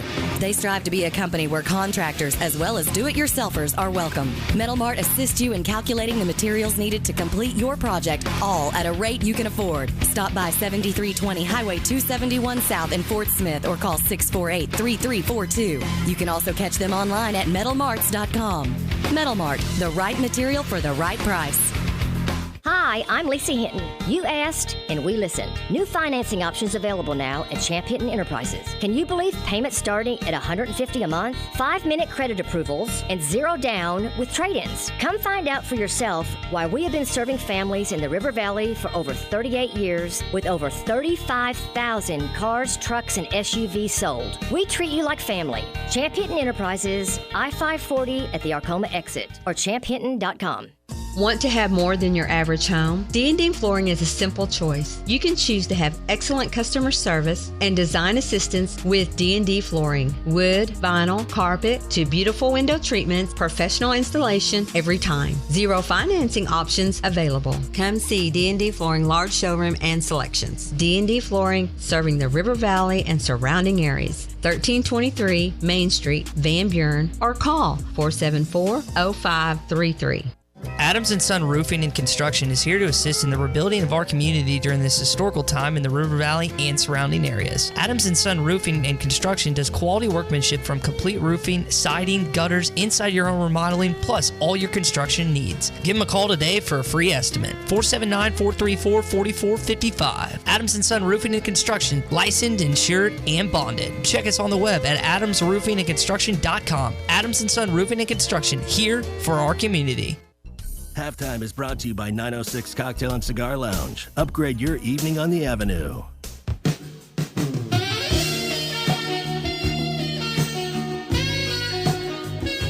You're listening to Halftime with Phil Elson and Tye Richardson. Kenley, a drive down the right field line. Hooking, stay fair. That ball is out of here. Grand slam, Jack Kenley. The 5th home run for the Razorbacks. Whispering you right into the second hour here on Halftime, along with my friend Tye Richardson. Tye, you better give him the odds for the College World Series championship. I'd feel a little bit weird if I'm giving the odds for a College World Series team for a team that I'm calling the games for. So Arkansas's got 5-1 odds. They're tied with UCLA. If you remember Aaron Torres, we got about 10 seconds. He went to Vegas earlier this year. Could have got him at 20-1. He missed out, man. What's it now? He could have got him at 20-1, but now it's 5-1. 5-1. Okay. We've got full odds for the second hour next. Stick around. Get $60 back by mail on a Firestone Visa prepaid card when you buy a set of 4 eligible tires. Get up to $100 when you make an eligible tire purchase with your CFNA credit card. Whatever you drive, drive a Firestone. Your Firestone tires are waiting for you at Southern Tire Mart, just off I-540 and exit 14 in Fort Smith. Valid now through July 8th. Restrictions apply. Card issued by the Bancorp Bank pursuant to a license from Visa USA Inc. The Bancorp Bank member FDIC and can be used everywhere Visa debit cards are accepted. Card terms and conditions apply. See store for details. All rights reserved. Subject to credit approval. The Bancorp Bank is not affiliated with CFNA. Hug Chevrolet Buick GMC in Charleston has doubled our pre-owned inventory, and we've got to make room so everything will fit on the lot. So now is the absolute best time to come in and get a great deal on one of our premium pre-owned vehicles at Hug Chevrolet Buick GMC in Charleston. We have everything from GM-certified pre-owned vehicles to competitive make imports and domestics. Take the short drive to Hug Chevrolet Buick GMC in Charleston and drive home in your next vehicle, or visit us online at huggm.com. Hug Chevrolet Buick GMC, closer than you think. At Michelob Ultra, we know it's not just about how much you work out every day. It's about how much you work into every day, too. So we brew our beer for those who realize that expending calories should never come at the expense of spending time with friends. Those who understand that just because you work out doesn't mean you can't go out. And that's why we brew Michelob Ultra to have 95 calories, 2.6 carbs, and a crisp, clean taste. Michelob Ultra, brewed for those who live fit, live fun, live ultra. Enjoy responsibly. 2018 Michelob Ultra Light Beer, Anheuser-Busch, St. Louis, Missouri. 95 calories, 2.6 carbs, 0.6 grams of protein, and 0 grams fat for 12 ounces. Do you love crab legs? Like you could eat your weight in crab legs? Kind of love them? Then get to the Catfish Kitchen in Van Buren every Tuesday night for all you can eat crab legs from 4 till 8. All the meaty, delicious crab legs you can hold. Plus all the fixins like coleslaw, beans, and the best hush puppies. Plus your drink, dessert, and ice cream are all included. It's only $44.95. That's all you can eat crab legs every Tuesday night from 4 till 8 at Catfish Kitchen, 727 Fayetteville Road at the top of Logtown Hill, across from the police station in Van Buren. Spring is coming, and Prestigious Pool Care and Storage is ready to help you open your pool, replace your old liner, or update the equipment. Prestigious Pool Care and Storage is the local dealer for Regal Chemicals. Our testing center will help determine what Regal chemicals you need for balancing and sanitizing the water. We have mini storage to store that winter cover or other household items also. Let Prestigious Pool Care and Storage and Regal recharge your pool for a safe and happy summer. 9900 Highway 71 South, or call 648-1213. ESPN Arkansas weather. Stuck with the clouds. A few showers or thunderstorms possible tonight. An overnight low in the middle to upper 60s. Unfortunately, showers and storms will be widespread and likely again tomorrow. Our highs in the low 80s. Widespread showers and thunderstorms continuing Friday. Our high near 80. I'm Sally Russell with your forecast on ESPN Arkansas. Weather is brought to you by Harry Robinson Buick GMC, where you always get more for your trade. Exit 11 off I-540 in Fort Smith. You can shop anytime at harryrobinson.com. I hate everything you just said. KERX Paris Fort Smith. This is Halftime, coming at you from the Bush and Bushlight Studios on ESPN 95.3. They're hilarious. Good morning, Vietnam! Broadcasting live from the Bud Light Studio. I love Arkansas. I love everything here. Give me that thing here. Woo! On your favorite Arkansas sports talk station. Why did that happen in Fayetteville, Arkansas? Dixon Street. It'll get you. Streaming live from HitThatLine.com. You want answers. I want the truth. You can't handle the truth. This is Halftime. Man, that ball got out of here in a hurry. You know, anything travels that far, I'd have a damn stewardess on it, don't you think? With Phil Elson. You do a fantastic job on the radio. There's no one else in this league I'd rather listen to, so keep up the good work. And Tye Richardson. Tye, I love the way you talk, buddy. Raise that bright red flag to the skies. 423 miles away, the Emerald City awaits. The Hogs are going to Omaha. But hold on, it's almost halftime. Moving into the second hour on a Thursday, halftime on ESPN Arkansas. Hit that line ESPN959.com. Later on in the hour, we've got Clay Matvick, who's going to be on the call for ESPN throughout the weekend. Arkansas and Ole Miss in the 2019 Fayetteville Super Regional. Will be paired up with Todd Walker. Both these guys know Arkansas and Ole Miss very, very well. They've been calling their games ever since the advent of the SEC network, so it seemed to be a very easy selection to get them to come over here, and now we'll appreciate Clay Matvick's opinions on the upcoming series. So, last week, I guess we might as well just play our intro for one of our favorite segments that we get into on a Thursday, Halftime Homework. As if. I don't trust this kid any further than I can throw him. I got a question. Does Barry Manilow know that you raid his wardrobe? Get out of my class. Out! Get out! I was still thinking of going back to school. I do my homework now. The millennial versus the middle-aged. It's time for Halftime Homework. I'm telling you, I am exactly the same with our halftime homework that I was as a student in high school and in college. I get this stuff. Procrastinator. People told me I was just good at procrastinating, and then I became a professional at it, and then I was a procrastinator. I'm getting this stuff done literally as the intro to the show is playing. I did watch my episode of Always Sunny in Philadelphia. I'll get to that in a moment, though. So our theme last week, and I feel like, Ty, this is a theme for us throughout the show. Football, basketball, baseball, three main things we talk about involving Arkansas athletics. We do get into food. We do get into friends, happenings during the weekend. I feel we talk about alcohol a little bit, which is okay. We don't go over the top with it. And one of the themes that is sort of weaving its way through our on-air relationship. Now, we didn't go into this expecting it, but this is the case, is the idea of Arkansas always getting screwed somehow. And that was last week. You had me watch the last 2 minutes of the 1979 Final Four game between Arkansas and Larry Bird's Indiana State Sycamores. And, yes, I thought Arkansas got screwed in that one. I don't think there's any doubts. But I also I'm not from Arkansas. I wasn't part of the Razorback fan base for the first 10 years of living here.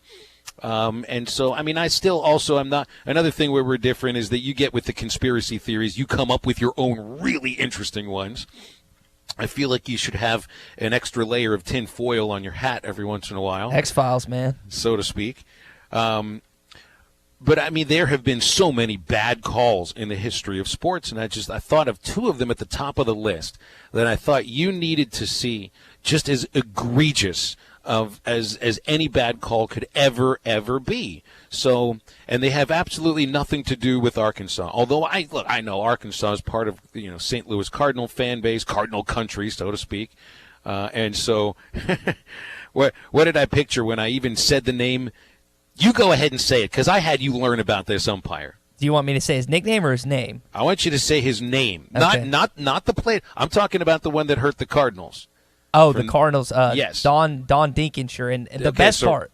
Right now they're Cardinal fans that are ramming their cars into a side beam just because they heard the name of something that should have never been mentioned to them ever again. Relationships have been ended because one angry member of a couple said those two words to another member of the couple that they used to love. Yeah, so for whatever reason, Phil, I thought this blown call, I had heard about it, I hadn't researched it extensively, but I thought this blown call would have been the third and final out. But as you had me do research and got into it, it was only going to be the first out of the inning. After watching it several times, listening to the broadcast, it was clearly an out. But the best part of this call, Phil, you got a young Al Michaels on it. 1-0 St. Louis.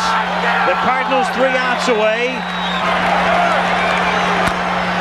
Little squibber to the right side. Worrell races over to cover. The throw doesn't get him. Worrell got to the bag, and an argument here, and here comes Herzog amongst the other quartet. And that's a looper hitting the right field for a base hit. Concepcion scores. Here comes Sunburn. Here's the throw. He scores. We go to a 7. So obviously the clips were blended together where you have Dankinger's missed call and then the Royals hit that led them to the win 2-1 over the Cardinals, which is just, it was just a blow. And this is coming from a Royals fan, and I think I'd seen the highlight maybe like once before, but I'm not a baseball activist like you are, and I don't just watch these things religiously, so I didn't know how bad it was. But Phil, that was bad. And I will say this: I will give him this as kind of shining the light for Tommy Graff as a ref. It was a bang play. Now, the guy we're going to talk about next, that was repeated. His offense that he did over and over and over again. This was a bang play, Phil, for Don Dankinger. I know he missed the call, but you also have to think about there wasn't replay back then. They didn't have that opportunity to go back and check. Now, Michaels and the guy he was paired with clearly saw that it was an out. That being said, the umps could go back and check, and therefore Don Dankinger gets the blunt of the St. Louis rage that still moves on today. I mean, there were death threats sent to Denkinger over this. He needed help from Major League Baseball security, who contacted the FBI. I mean, this is the kind of thing that you end up theoretically never getting off your shoulders. But Denkinger has been welcomed back into St. Louis's circle, so to speak. I read where he even spoke at a 20th anniversary dinner that celebrated that 85 Cardinals team that benefited the Whitey Herzog Youth Foundation. Jeez, I don't know if I would be doing that. That takes some guts. And the next day in that series, this was 85, they end up getting crushed 11-0 by Kansas City. It was almost like it felt like Arkansas last year in the College World Series. Yeah. After the way you lost game 2, you're thinking, well, at least you got tomorrow, but you kind of go to sleep that night knowing that that's a really difficult pie to wipe off your face. Yeah, the physical impact, the physical toll that happens with these ball players, whatever the sport, that's one thing. But when you add an emotional aspect to something like that, where you had the and again, we don't know what would have happened with 2 outs because there was 2 outs you still had to go, but that definitely had an impact on the game. That guy who made the base scored in that inning. So it's such an emotional, crushing moment. And you mentioned the Arkansas foul ball last year. I mean, that was the same way. As soon as I saw that, I was like, the series is over. And you hate saying that as a guy that graduated from the University of Arkansas, but it's stuff like that happens, and there's just nothing you can do about it. After that, everything seemed to go Oregon State Beavers' way. All right, so then sure, it was a bang play, but it still was the wrong call, and in today's day and age, that call would have not been upheld. But there is no replay for strike zones, and there is no such thing as a bang strike. We call it a borderline pitch, and it might have been on the black or it might have been on a little bit of the white. And you're not quite sure. But then there's Eric Gregg's strike zone. Eric Gregg's strike zone would have needed one of those signs that the big vehicles have to drive on the highway with. Oversized load is what Eric Gregg's strike zone needed a sign around, especially during go-ahead time. Yeah, we just listened to the legendary Al Michaels. Let's go to another legend, Bob Costas. There's his 14th strikeout, tying the National League Championship Series record. The 3-2 pitch. Gregg punches him out on what McGriff thought was ball 4. It's his 15th. That took place in the 1997 National League Championship Series. And Can I tell you, I love that call. I love the call on Eric Gregg punches him out on what Fred McGriff and the rest of the world, unquote, thought was ball 4. Yeah, it was bad. And Phil, I'll give you a bonus point if you know his nickname. You probably do because you know all this stuff. What was Eric Gregg's nickname? I don't remember it. I don't. The Plump Ump, because he was over 300 pounds, and I think at one point he got up into the 400s, but that was his nickname. And he had a quote for after the game. He said, "My strike zone has been the same for 25 years. I don't have any problem with it." I can't stress to you how listening to it on the radio, listen to call. That's one thing. For those who want to see how bad the strike zone actually was, just type in 1997 National League Championship Series Game 5, and they'll pop up with Eric Gregg's strike zone clip, and they have the box, and then they have the target where the ball ends up. Phil, is it fair to me to say that the ball's like a foot off the plate? And yes. And they weren't even close. And the stat after the game was in Game 5, 42 of Hernandez's pitches, who was the guy that got those 15 strikeouts, were called strikes, 42 of his pitches. Phil, during the regular season, he only got 29% of his pitches called strikes. So you can see a deficit and cringeworthy difference there. but it was just abysmal. And I don't know if I can't really get into more of the conspiracy behind either of those calls. I don't know if there is one. I bet if I was alive then I would try and concoct one. But right now I'm just sitting back at both those calls, more on Greg's than anything because it was repeated over and over again. Man, I would hate to be a Braves fan in that situation, and I'd hate to be a Cardinals fan in that situation. Now, for me, this was 97, so 4 years before that, 5 years before that, the Braves literally ripped my heart out of my chest and showed it to me before I died by beating the Pirates in the 1992 National League Championship. And that's something maybe we get into in October if we do some homework on the words Francisco Cabrera and Sid Bream. You see some tears coming out of my eyes right now as I'm talking about this. So I didn't feel bad for the Braves. I was cheering them on. I was like, that's right, Eric Gregg. Call pitches, strikes, they almost hit the batter. Like it's college baseball now. You know, Gregg was also fun to watch umpire because he was as demonstrative of an umpire as you will ever see. And he had, my friends and I grew up doing imitations of umpires. We were that geeky with baseball. We actually imitated batter stances, pitchers' mechanics, and umpires called strikes. So Eric Gregg had the best. It was like he was a boxer. You know, he would give a little jab for a strike, just a little jab for the strike, and then like the strike three call was was a reach to the heavens and a yellow page tear. It was really something to see.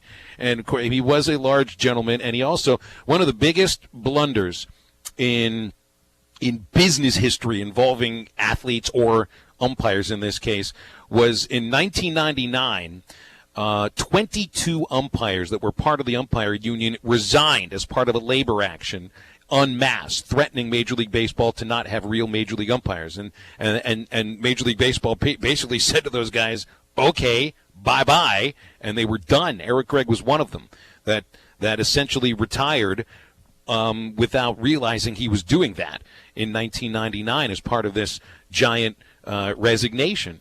And if I remember correctly, I mean, he's from Philadelphia, and I think that before he passed away, and he died at the age of 55, a day after undergoing a stroke, he was working as a vendor or a bartender in Veterans Stadium for Eagles and Phillies games, which just seems to be an interesting way for a former umpire to conclude his life's work, you know, on the field for most of it, in the bar for the end of it. It feels like Sam Malone, like Cheers, or almost like my former boss Bill Valentine, who umpired in the 60s in the American League and then runs the Travelers for 38 or 40 some years. So yeah, I'm glad you learned about these bad calls because they're on par with. I don't remember the name of the side judge in the NFC title game this year that blew the interference. I know who. I know his face. I just can't think of his name. Now, see, you're the only way that you ever get past these egregious strike calls, and you've heard me talk about it, is the robotic strike zone. I don't want a robotic strike zone, but I also don't want terrible umpiring. And it seems, sooner or later something's going to have to give. Now, with what didn't the NFL announce recently that interference or lack of interference calls is reviewable by code. Coaches can request, they can throw that red flag, and an interference call or a no call of interference can be reviewed. A year too late for all these Saints fans listening. They would have loved that rule in place a little over a year ago. Okay, so I watched, and I love that we keep getting with this 1980 stuff because you had me research a guy that I used to love watching. And I wasn't researching him, but this is what Wade Boggs told TMZ about how much he could drink in a day. What's the most amount of beers you've ever drank in one day? In one day? Yeah. Over 100. Seriously? Yeah, over 100. Is it just like you're just born with it? You can tolerate it? It's like a hollow leg. Really? It's like a hollow leg, yeah. It goes down there, and then I take it off and dump it. Hey, man. Good scene. There's a funny little clip there from Wade Boggs, but it was part of the legend of Wade, not just being a guy who would eat fried chicken before every single game, but that he probably was the best guzzler of beer in Major League Baseball during the 80s. And at one point he said he drank over 100 beers during a day.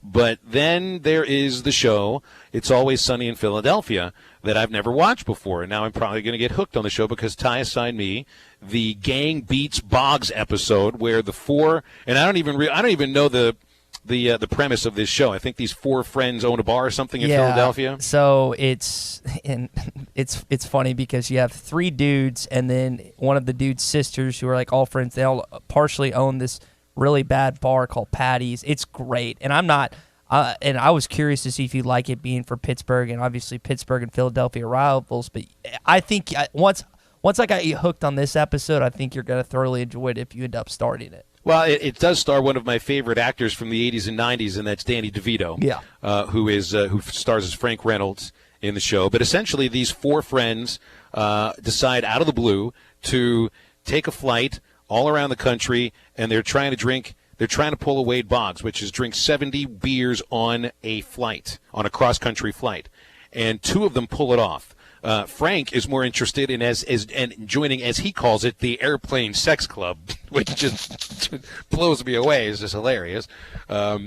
And the rest of them, they're keeping score of how many beers they're drinking on their shirt. They all walk onto the plane wearing white T-shirts, and they get a mark for each beer that they drink. They're buying 6 beers from the stewardess or from the flight attendant, and every time they can get a chance to, and they can't even stand by the time the plane finally lands. And Charlie, who's the one Charlie's not competing, right? He was the one marking, or was that Danny? No, Charlie was the one who actually I think was able to hit the ball at the end of the show after drinking 71 beers. Yeah, it was, man, that is I got to watch that episode again. It just bringing up reminiscing about it has me wanting to watch it again. But I'm glad you liked it, man. What is it with the Red Sox and the beer and chicken thing? I mean, it was the same thing. I forget the year. Was it 2003? Was it 2008 or 9? The beer and chicken thing with John Lackey and a couple of the other Red Sox in the clubhouse during games. And then you get Wade Boggs with a beer and chicken thing too. Maybe it's just a baseball thing and it's centered on Boston. I don't know. But it was a good show. It was a really good show, and I'll probably watch more of them. I hope you watch more of them. More importantly, Wade Boggs participated. Thanks to Phil, I know this, in the longest baseball game in history with the. Now I'm going to forget the team name. What's the Boston? With the Paw Sox, the Pawtucket Red Sox. That's it. But yeah, that episode is great. I encourage whoever, if you haven't watched Always Sunny in Philadelphia, I would watch that episode first, because that's one of the best ones, and I think once people watch that, there's a chance they could continue the series. Can't there be? I mean, yesterday we got into this minor league team, the Wisconsin Timber Rattlers, that for one day are changing their name to the Udder Tuggers. If you're going to call yourself Udder Tuggers, why can't another team call themselves the Beer Guzzlers? You should have the Guzzlers versus the Tuggers. I think this has to happen. One of these Midwest League teams needs to change their name. It's the Beloit Snappers play. Yeah, you actually want a Snappers versus Tuggers game, more so than a Guzzlers versus Tuggers game. I'm down. Anytime that they change names that are a little more crude and funny, I'm thoroughly on the board with that, 100%. All right, so here's what I need you to learn. And this was the moment that I realized that we needed to do a segment like this. I forget the day it was, but I think it was in December. I said the name Ricky Henderson, and you looked at me like I grew a third head. This is Ricky Henderson. Luke Brock was a symbol of great base stealing, but today I'm the greatest of all time. Thank you. That was Ricky Henderson moments after he broke Lou Brock's career stolen base record with the words, "I am the greatest of all time." And you know what? He was. He was the greatest leadoff hitter of all time. Ricky Henderson has the all-time major league record for a career for stolen bases, for runs scored, for on-base plus slugging. He's one of the best of all time. The guy stole over 1,400 bases for his career. Oh, by the way, he was also caught stealing more times than anybody else. I think he's second or third all-time in plate appearances, won a couple of World Series, won the 1989 American League MVP, won the 1990 American League MVP with the Oakland Athletics, but he just was, what you could not take your eyes off of Ricky Henderson. Even the way that he caught a fly ball, he would smack the glove against his leg and then reach up and snatch it out of midair. He would do it in a stylish way, and yes, he did drop it once because he was trying to be too stylish. Trying to be cutesy out there. And he's also he continuously referred to himself in the third in the third person. Ricky this, Ricky that. His teammates absolutely adored him. And here was Ricky Henderson on Mike and Mike. This, I think, was 2009. They're just telling some funny Ricky Henderson stories. Okay. Is this a true story? In the early 1980s, the Oakland A's accounting department was freaking out because their books were off by $1 million. After an investigation, they realized the GM had given you a $1 million bonus check, and instead of cashing it, you framed it and hung it on the wall in your house? That's true. That's true. Yeah. That's just a piece of some of the stuff that Ricky would pull. You need to learn about Ricky Henderson. Oh, my goodness. And you need to learn about what the things he did on the field, which were unprecedented. I mean, he stole. Well, I'm going to look at his career, because nobody else had stolen more than, I think, 107 bases until he steals 100. He steals 130 in 1982. That'll never happen again. The guy stole 66 bases at the age of 39. He stole 31 bases at the age of 41. I'm 42 years old. He stole 25 bases at the age of 42. I wouldn't be able to steal a sack of garbage at the age of 42. It's incredible what he did for his career, and he just was a personality, too. You and I are both big Larry Bird fans, and one of the things we liked about Larry Bird is his ability to trash the talk and back up what he said. I can point out a couple examples. Number one being Xavier McDaniel. I remember watching a documentary of him telling the X-Men, hey, this is where I'm going to shoot. I'm going to put in your bleeping face. And sure enough, he gets the ball exactly where he said he was going to do it, pulls out a fadeaway, and hits it in the X-Man's face. You think about the three-point contest he participated in with Hodges and some of those other guys. He walks in and goes, which one of you guys is finishing second? He said another word, and they just kind of looked at each other, and then he walked out, would proceed to win the whole thing. I am a big fan of guys that can trash talk and then back it up. That's just, I love that. I've never had the ability to do that. Anytime I start talking trash when I'm playing sports, I immediately fail what I'm ever doing. Basketball, football, whatever it may be. But for the guys out there that can compete, trash talk, and still be incredible, I envy them a lot, Phil. Here's the moment that I want you to look for Ricky, because I feel like it defined him to a T. If you could boil his entire career down to one moment, check out the moment that he set the record for most runs scored in a career. Okay, because he scored the most runs of anybody that ever played Major League Baseball, and when he broke the record, he did it in an unprecedented fashion, and he did it in premium Ricky Henderson style. So just look that moment up. Maybe play it next week. It's unique. I bet he goes out with a bang or whatever he does, circus-like. He probably is just trying to draw as much attention to himself as possible. But again, he backed it up. So what do you got for me? All right, so I recommend this to Tommy earlier on the Morning Rush. He had talked about needing a new show to watch. And I asked him, well, Tommy, do you have Amazon Prime? He said, yes. So I recommend the show Suits. And I feel like I can't even reveal the whole premise behind it because that's the whole idea of the show. But I might as well. This is about a guy named Mike Ross who lies about being a lawyer to this prestigious law firm who only hires from Harvard, and he teams up with one of the best lawyers, if not the best lawyer in the city of New York, which a guy named Harvey Specter, and then they go about their business.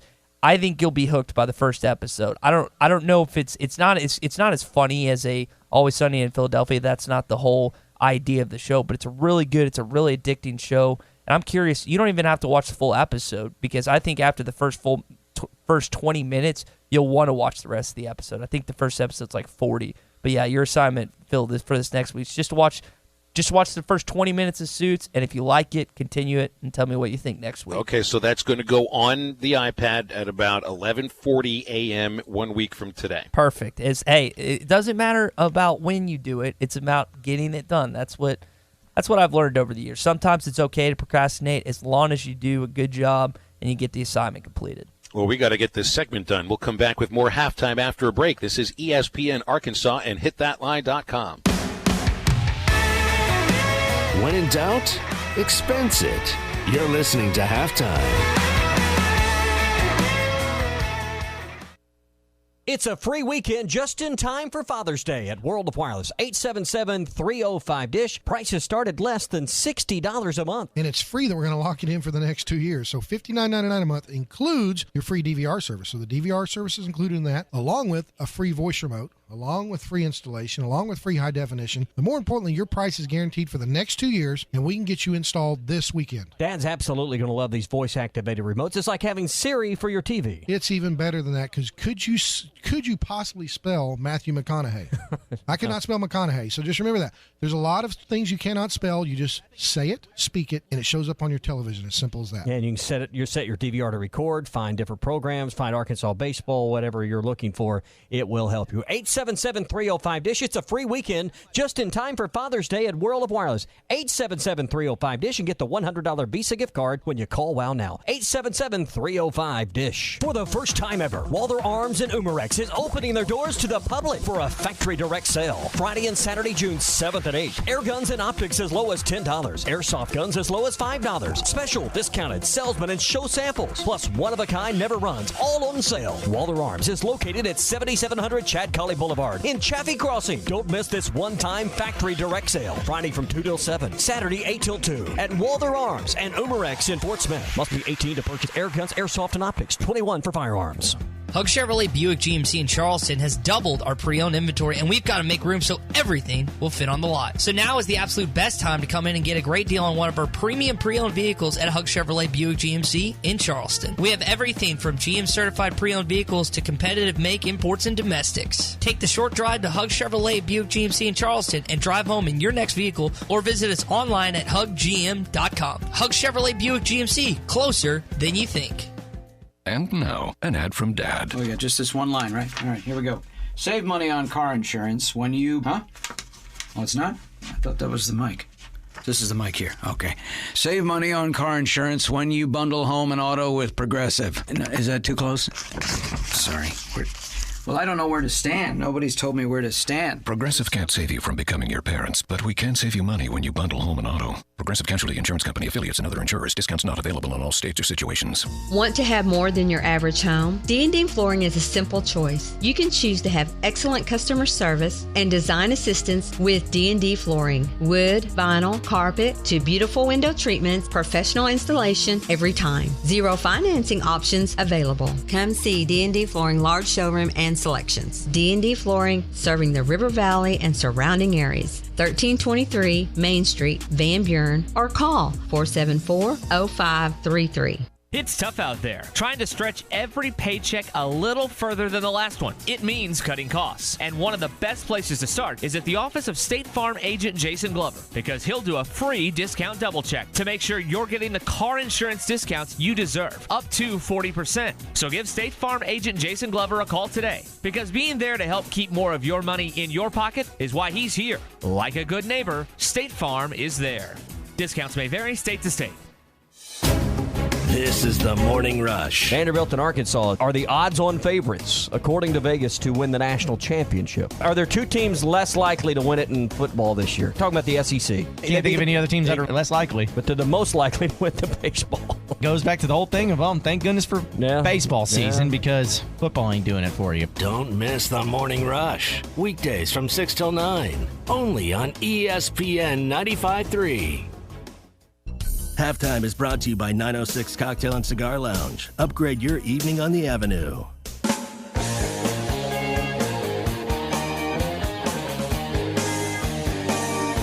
You're listening to Halftime with Phil Elson and Tye Richardson. Kerstad, a drive to center field. That one is way back, and that ball is out of here.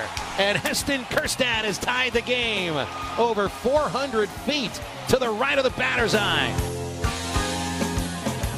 Men's Basketball Rules Committee put out the changes for Division I basketball. Some of these changes also involve the women's game, and that does include the resetting of the shot clock at 20 seconds after an offensive rebound and the ball lands in the front court. If it goes into the back court, they'll still reset it to the full 30 or 35 seconds, but 20 seconds, and that ought to keep a pretty decent pace for the game.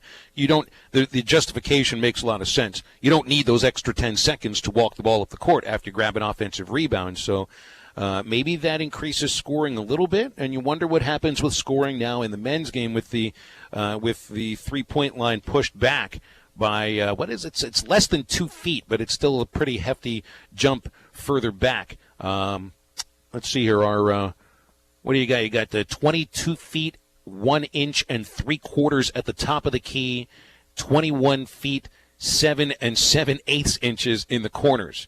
So it increases by about 1 3/4 feet, it looks like. That ought to make a difference. Yeah, and I know when Eric Musselman was talking about guys that can shoot threes, it gets them more prepared for the NBA when you move the 3-point line back, and it also showcases who can actually shoot and who actually can't just by that little distance. You wouldn't think it would, but that's why often rookies struggle in their first year in the league when it comes to shooting by the 3-point line, because the littlest of adjustment can kind of change your shot and change the percentage of how many you make.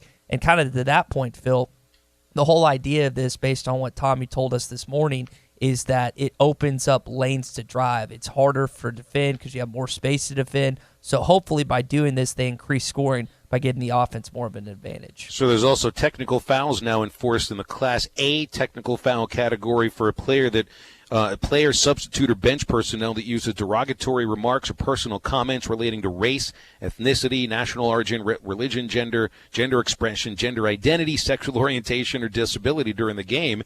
And flopping will also get you a technical B. So it's worse to be mean to somebody and say something absolutely awful to them than it is to flop. I think that makes sense. The Grayson Allen rule. I wish this was in place when he was in school. That's why I'm dubbing it, because he got away with more of these than anyone else I've ever watched in college basketball. But yeah, the Grayson Allen rule, it's in place now. I find it also interesting that for men's basketball, leg tights must be two-legged and of equal length. So no more single leg tights. That's too much of an advantage for whomever's wearing one. Also, the last names. This is literally we're reading this word for word on the rules page here. The last names on the back of uniforms are allowed to be arched if you've got, like a 20-letter last name, but the first and last letters must be on the same horizontal plane. So officials, I'm sure, are going to have a pretty big, ruler out there. Going to have a yardstick making sure that these letters are on the right plane. Otherwise, technical foul, 2 shots to start. And I also noticed, speaking of garments worn by people on the court, Tommy Kraft may have a new uniform to wear. I have no idea what a raglan style shoulder is for an officiating shirt, but apparently it's different. It's different than the old style shoulder. Yeah, I'm not going to be any help out there. I have no idea, but Tommy was talking about modernizing the apparel that refs use today. It's hilarious. The rationale is to modernize the officiating shirts. Yeah. I mean, they said that they're old. Some things are classics and old, but he seems to think that it would probably be better. So I'm gonna lead towards the officials' judgment on this one. All right, pretty good. They didn't say anything about what broadcasters have to wear during the game, did they? I hope not. Or you and I are screwed, because I'll wear a bunch of crazy attire during games. Good. So. Shorts and flip-flops for all Arkansas women's basketball games next year. Do it. They can only see my head. We'll come back. We got Clay Matvick, who's on the play-by-play for the Super Regional at Baum-Walker Stadium. He'll join us next on ESPN Arkansas and hitthatline.com. Good coaches win. Great coaches cover. This is Halftime. Get $60 back by mail on a Firestone Visa prepaid card when you buy a set of 4 eligible tires. Get up to $100 when you make an eligible tire purchase with your CFNA credit card. Whatever you drive a Firestone. Your Firestone tires are waiting for you at Southern Tire Mart, just off I-540 and Exit 14 in Fort Smith. Valid now through July 8th. Restrictions apply. Card issued by the Bancorp Bank pursuant to a license from Visa USA Inc. The Bancorp Bank member FDIC and can be used everywhere Visa debit cards are accepted. Card terms and conditions apply. See store for details. All rights reserved. Subject to credit approval. The Bancorp Bank is not affiliated with CFNA. You know, a night out with friends can be so much more. Upgrade your evening at 906 Cocktail and Cigar Lounge on the Avenue. Rediscover life's simple pleasures. Dial back, slow down, and immerse yourself in what true relaxation can be. Top shelf wines and liquors, premium beers, world-class cigars, all in an atmosphere that feels less like a lounge and more like a destination. Sample, indulge, escape. 906 Cocktail and Cigar Lounge. Upgrade your night on the Avenue. Quit eating your burgers off a coffee table. If you want to eat a burger, put it on a bar. Follow your instincts to B-dubs for the new All-American Cheeseburger. Fresh, juicy beef smashed till it's crispy around the edges, covered in gooey cheese, and stacked to the ceiling with deliciousness. And knock that baby down with a frosted beer at the bar, just like the sports gods intended. The new All-American Cheeseburger at Buffalo Wild Wings. Roar! Please drink responsibly. True Grit Running Company is where perseverance meets passion. Whether you're training for your next marathon or just comfortable shoes to keep up with your kids, we have the gear to help you reach your goals. With our slow motion gait analysis and our extensive product knowledge, we have the right pair of shoes for you. We also carry apparel, nutrition, hydration accessories, injury prevention gear, and recovery products. We offer classes, workshops, and group runs. Lace up, show up, and get your grit on. True Grit Running Company, 6808 Rogers Avenue, Suite B, behind Chick-fil-A. I have never had a more pleasant experience when I purchased my car from Hertz Car Sales. They were great to deal with and made sure I was a satisfied customer during and even after the sale. If you're looking for a quality pre-owned vehicle, go see Hertz Car Sales. Why not make the short drive to 2810 Midland Boulevard or give them a call at 783-1722. You can also check them out on the web at buyfromhertz.com. Trade-ins are always welcome. Stop by Hertz Car Sales today. You'll be glad you did.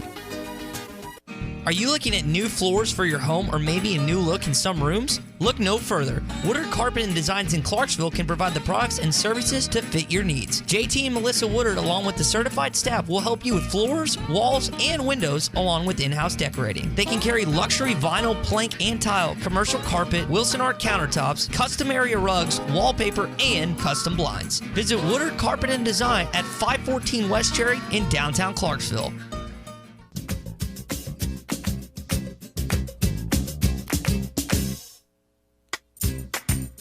You're listening to Halftime with Phil Elson and Tye Richardson. This one belongs to the Razorbacks by a final score of 14-4. A dominant performance for Arkansas over LSU. Arkansas and Ole Miss really get this rivalry into a completely new gear this weekend in the 2019 Fayetteville Super Regional. And, of course, it will be televised on the ESPN family of networks. Clay Matvick will be on the play-by-play, along with partner Todd Walker on color, and he joins us right now. Clay, we appreciate your time before you head out here to Fayetteville. When I'm looking at the schedule this weekend for the Super Regionals, I honestly, and maybe I'm biased at this, and maybe you would be too because you're calling this one, but I think this is the best Super Regional available out there. What do you think?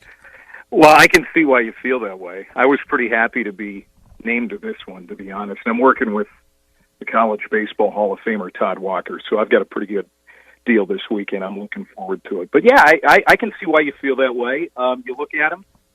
LSU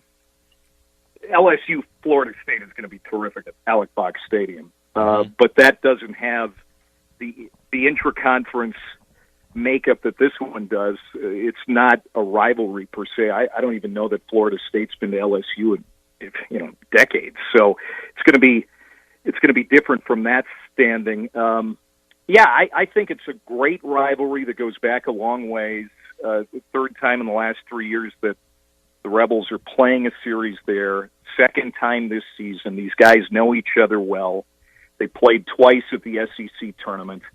And, the Rebels got that big win in the second meeting to kind of keep their run to the SEC title game alive, which, looking back on it, they had to win and stay alive deep into the tournament and probably make the title game to have a chance to host. And if they don't, it's likely an entirely different feel for Ole Miss this postseason. They're probably a 2-seed somewhere, and we might not even be having this conversation. But, two very evenly matched teams.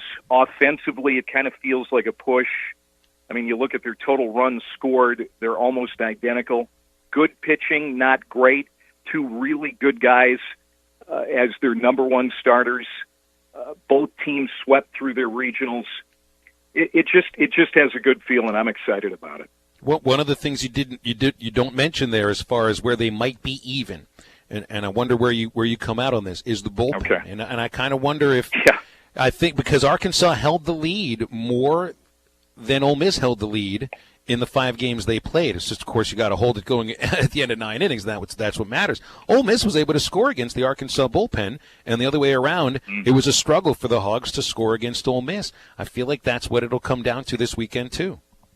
Yeah, you could be right. And the bullpen for Ole Miss, I mean, they had some question marks down the stretch, but they were able to overcome mostly the last few games here. But Parker Caracci, their junior right-hander, wasn't good late in the year. He might have been a little fatigued, So they actually had Ryan Olenek closing games for a couple of weeks. Right. But Caracci, to his credit, he bounced back in the SEC tournament. He had 3 saves in 3 days, and I think one of them was against Arkansas. So that'll be something to keep an eye on. I agree with you. My thing that I think is imperative for both these teams is game one. You've got your elite guy going game one, and each team has freshman starters likely going games 2 and 3. Mm-hmm. So you need your ace to win game one, and then hopefully your rookies can come up big in game 2. And I think that's what's going to decide it. The winner of game one is likely the winner of this Super.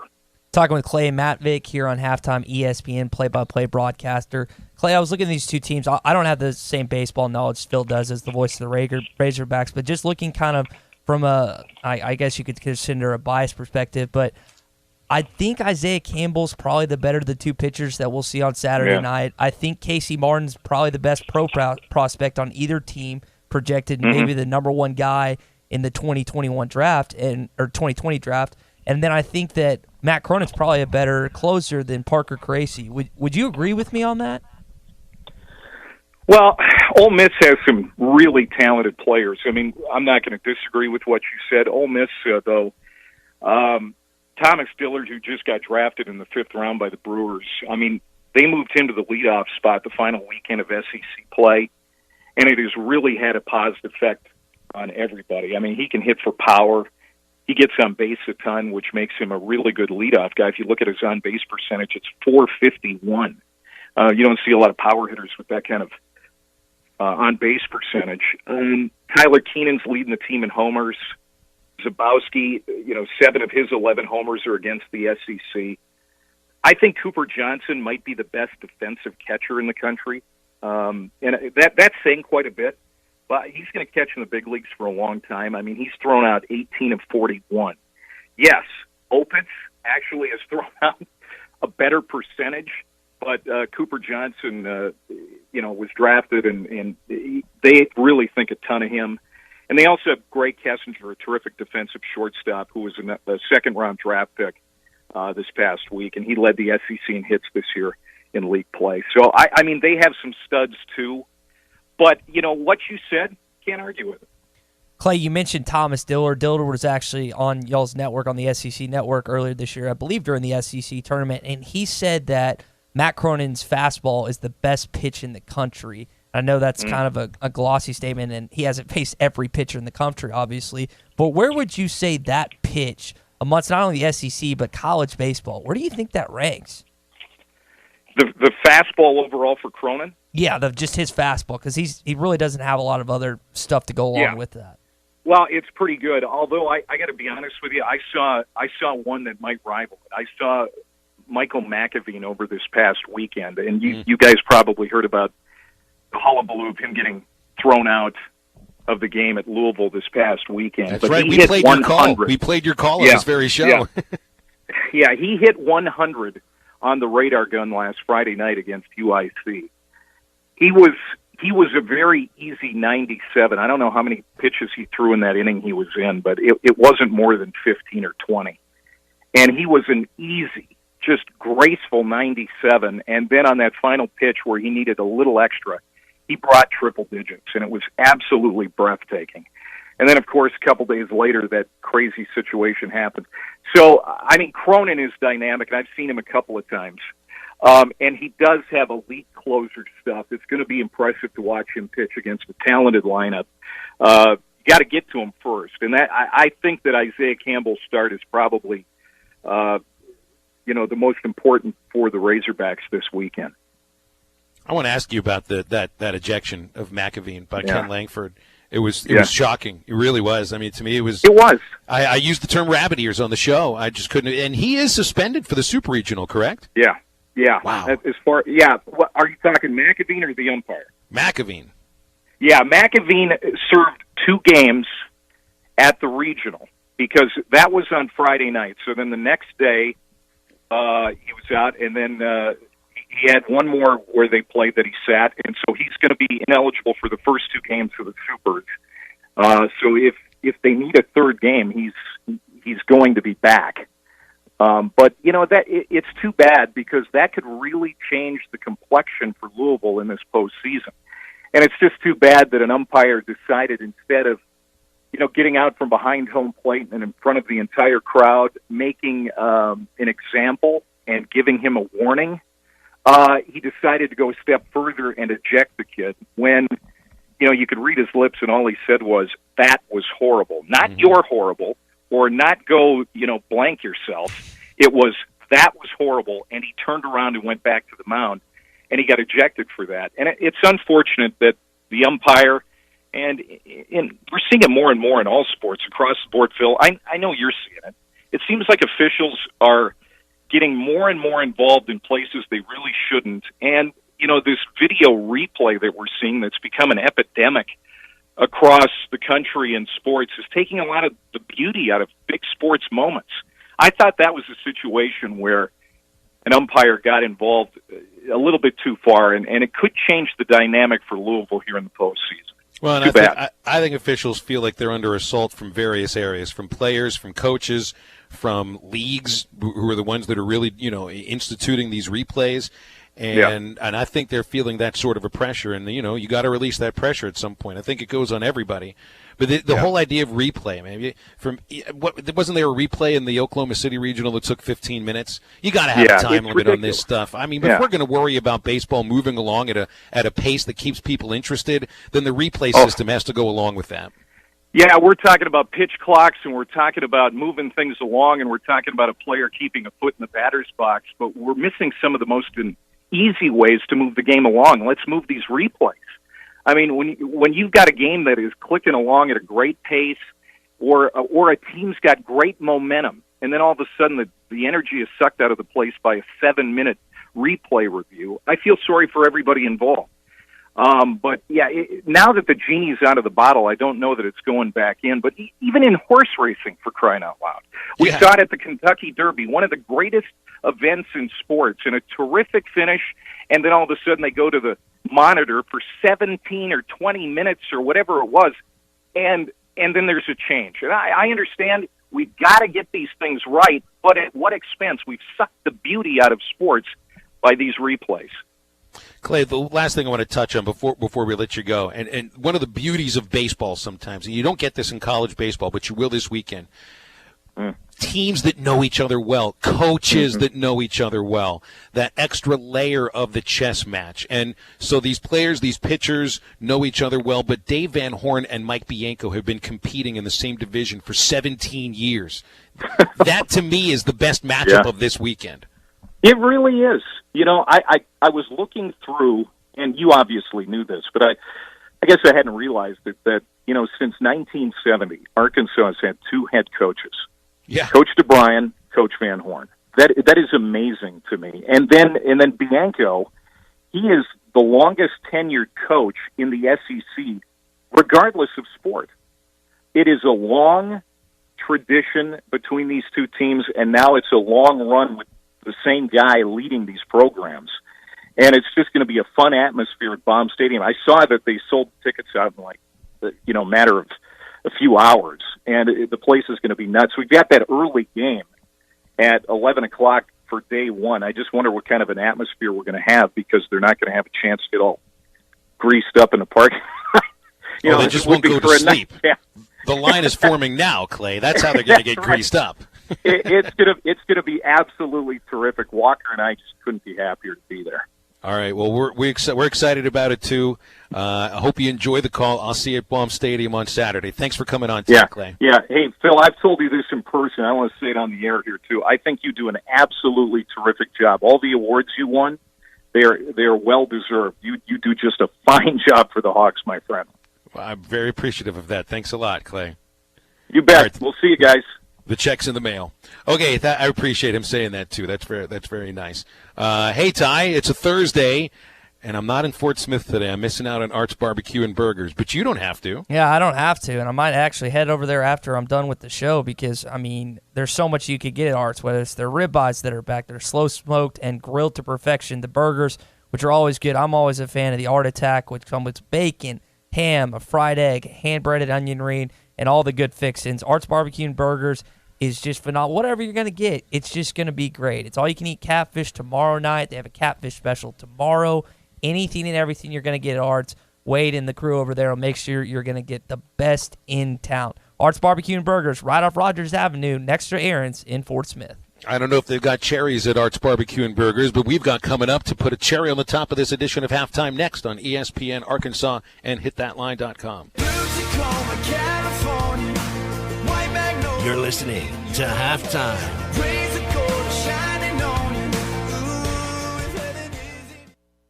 If you have experience transporting frozen and refrigerated goods and want to be part of a trucking family with insurance and be home every week, you need to contact Brent Higgins Trucking. Since 1997, Brent Higgins Trucking in Mulberry has been proudly delivering to and from various areas of the United States, including but not limited to Oklahoma, Texas, Louisiana, and Mississippi. Brent Higgins Trucking, where you're a name, not a number. Call them at 479-997-2366 or log on to BrentHigginsTrucking.com. Tommy Kraft for the Fence Man. Do you own a business that needs more security? Or maybe you just want a better look and more curb appeal? A new fence from the Fence Man can give you both. In business for more than 40 years, the Fence Man can custom install any type of fencing, gates, controlled access, and card readers. Call the Fence Man for a quick, no obligations quote. 479-782-3936. That's 782-3936. The Fence Man. He ain't afraid of no work. Evans Body Shop is ready to get your vehicle spiffed up for all the fun activities and trips that come along with the summer. Spend your days at the pool, not worrying about getting your car fixed. We'll do that for you. We will work with you and your insurance company to make the entire process easy. Follow us on Facebook so that you won't miss your chance to win Parrot Islet tickets throughout the summer. Stop in today, 412 Portland Avenue, Van Buren, and you'll see why we say Evans Body Shop, where we meet the nicest people by accident. At Michelob Ultra, we know it's not just about how much you work out every day. It's about how much you work into every day, too. So we brew our beer for those who realize that expending calories should never come at the expense of spending time with friends. Those who understand that just because you work out doesn't mean you can't go out. And that's why we brew Michelob Ultra to have 95 calories, 2.6 carbs, and a crisp, clean taste. Michelob Ultra, brewed for those who live fit, live fun, live Ultra. Enjoy responsibly. 2018 Michelob Ultra Light Beer, Anheuser-Busch, St. Louis, Missouri. 95 calories, 2.6 carbs, 0.6 grams of protein, and 0 grams fat for 12 ounces.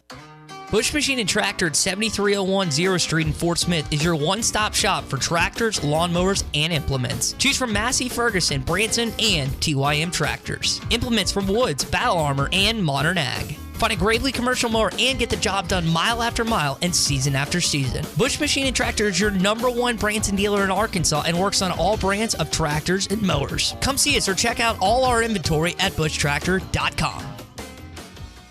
Spring is coming, and Prestigious Pool Care and Storage is ready to help you open your pool, replace your old liner, or update the equipment. Prestigious Pool Care and Storage is the local dealer for Regal Chemicals. Our testing center will help determine what Regal chemicals you need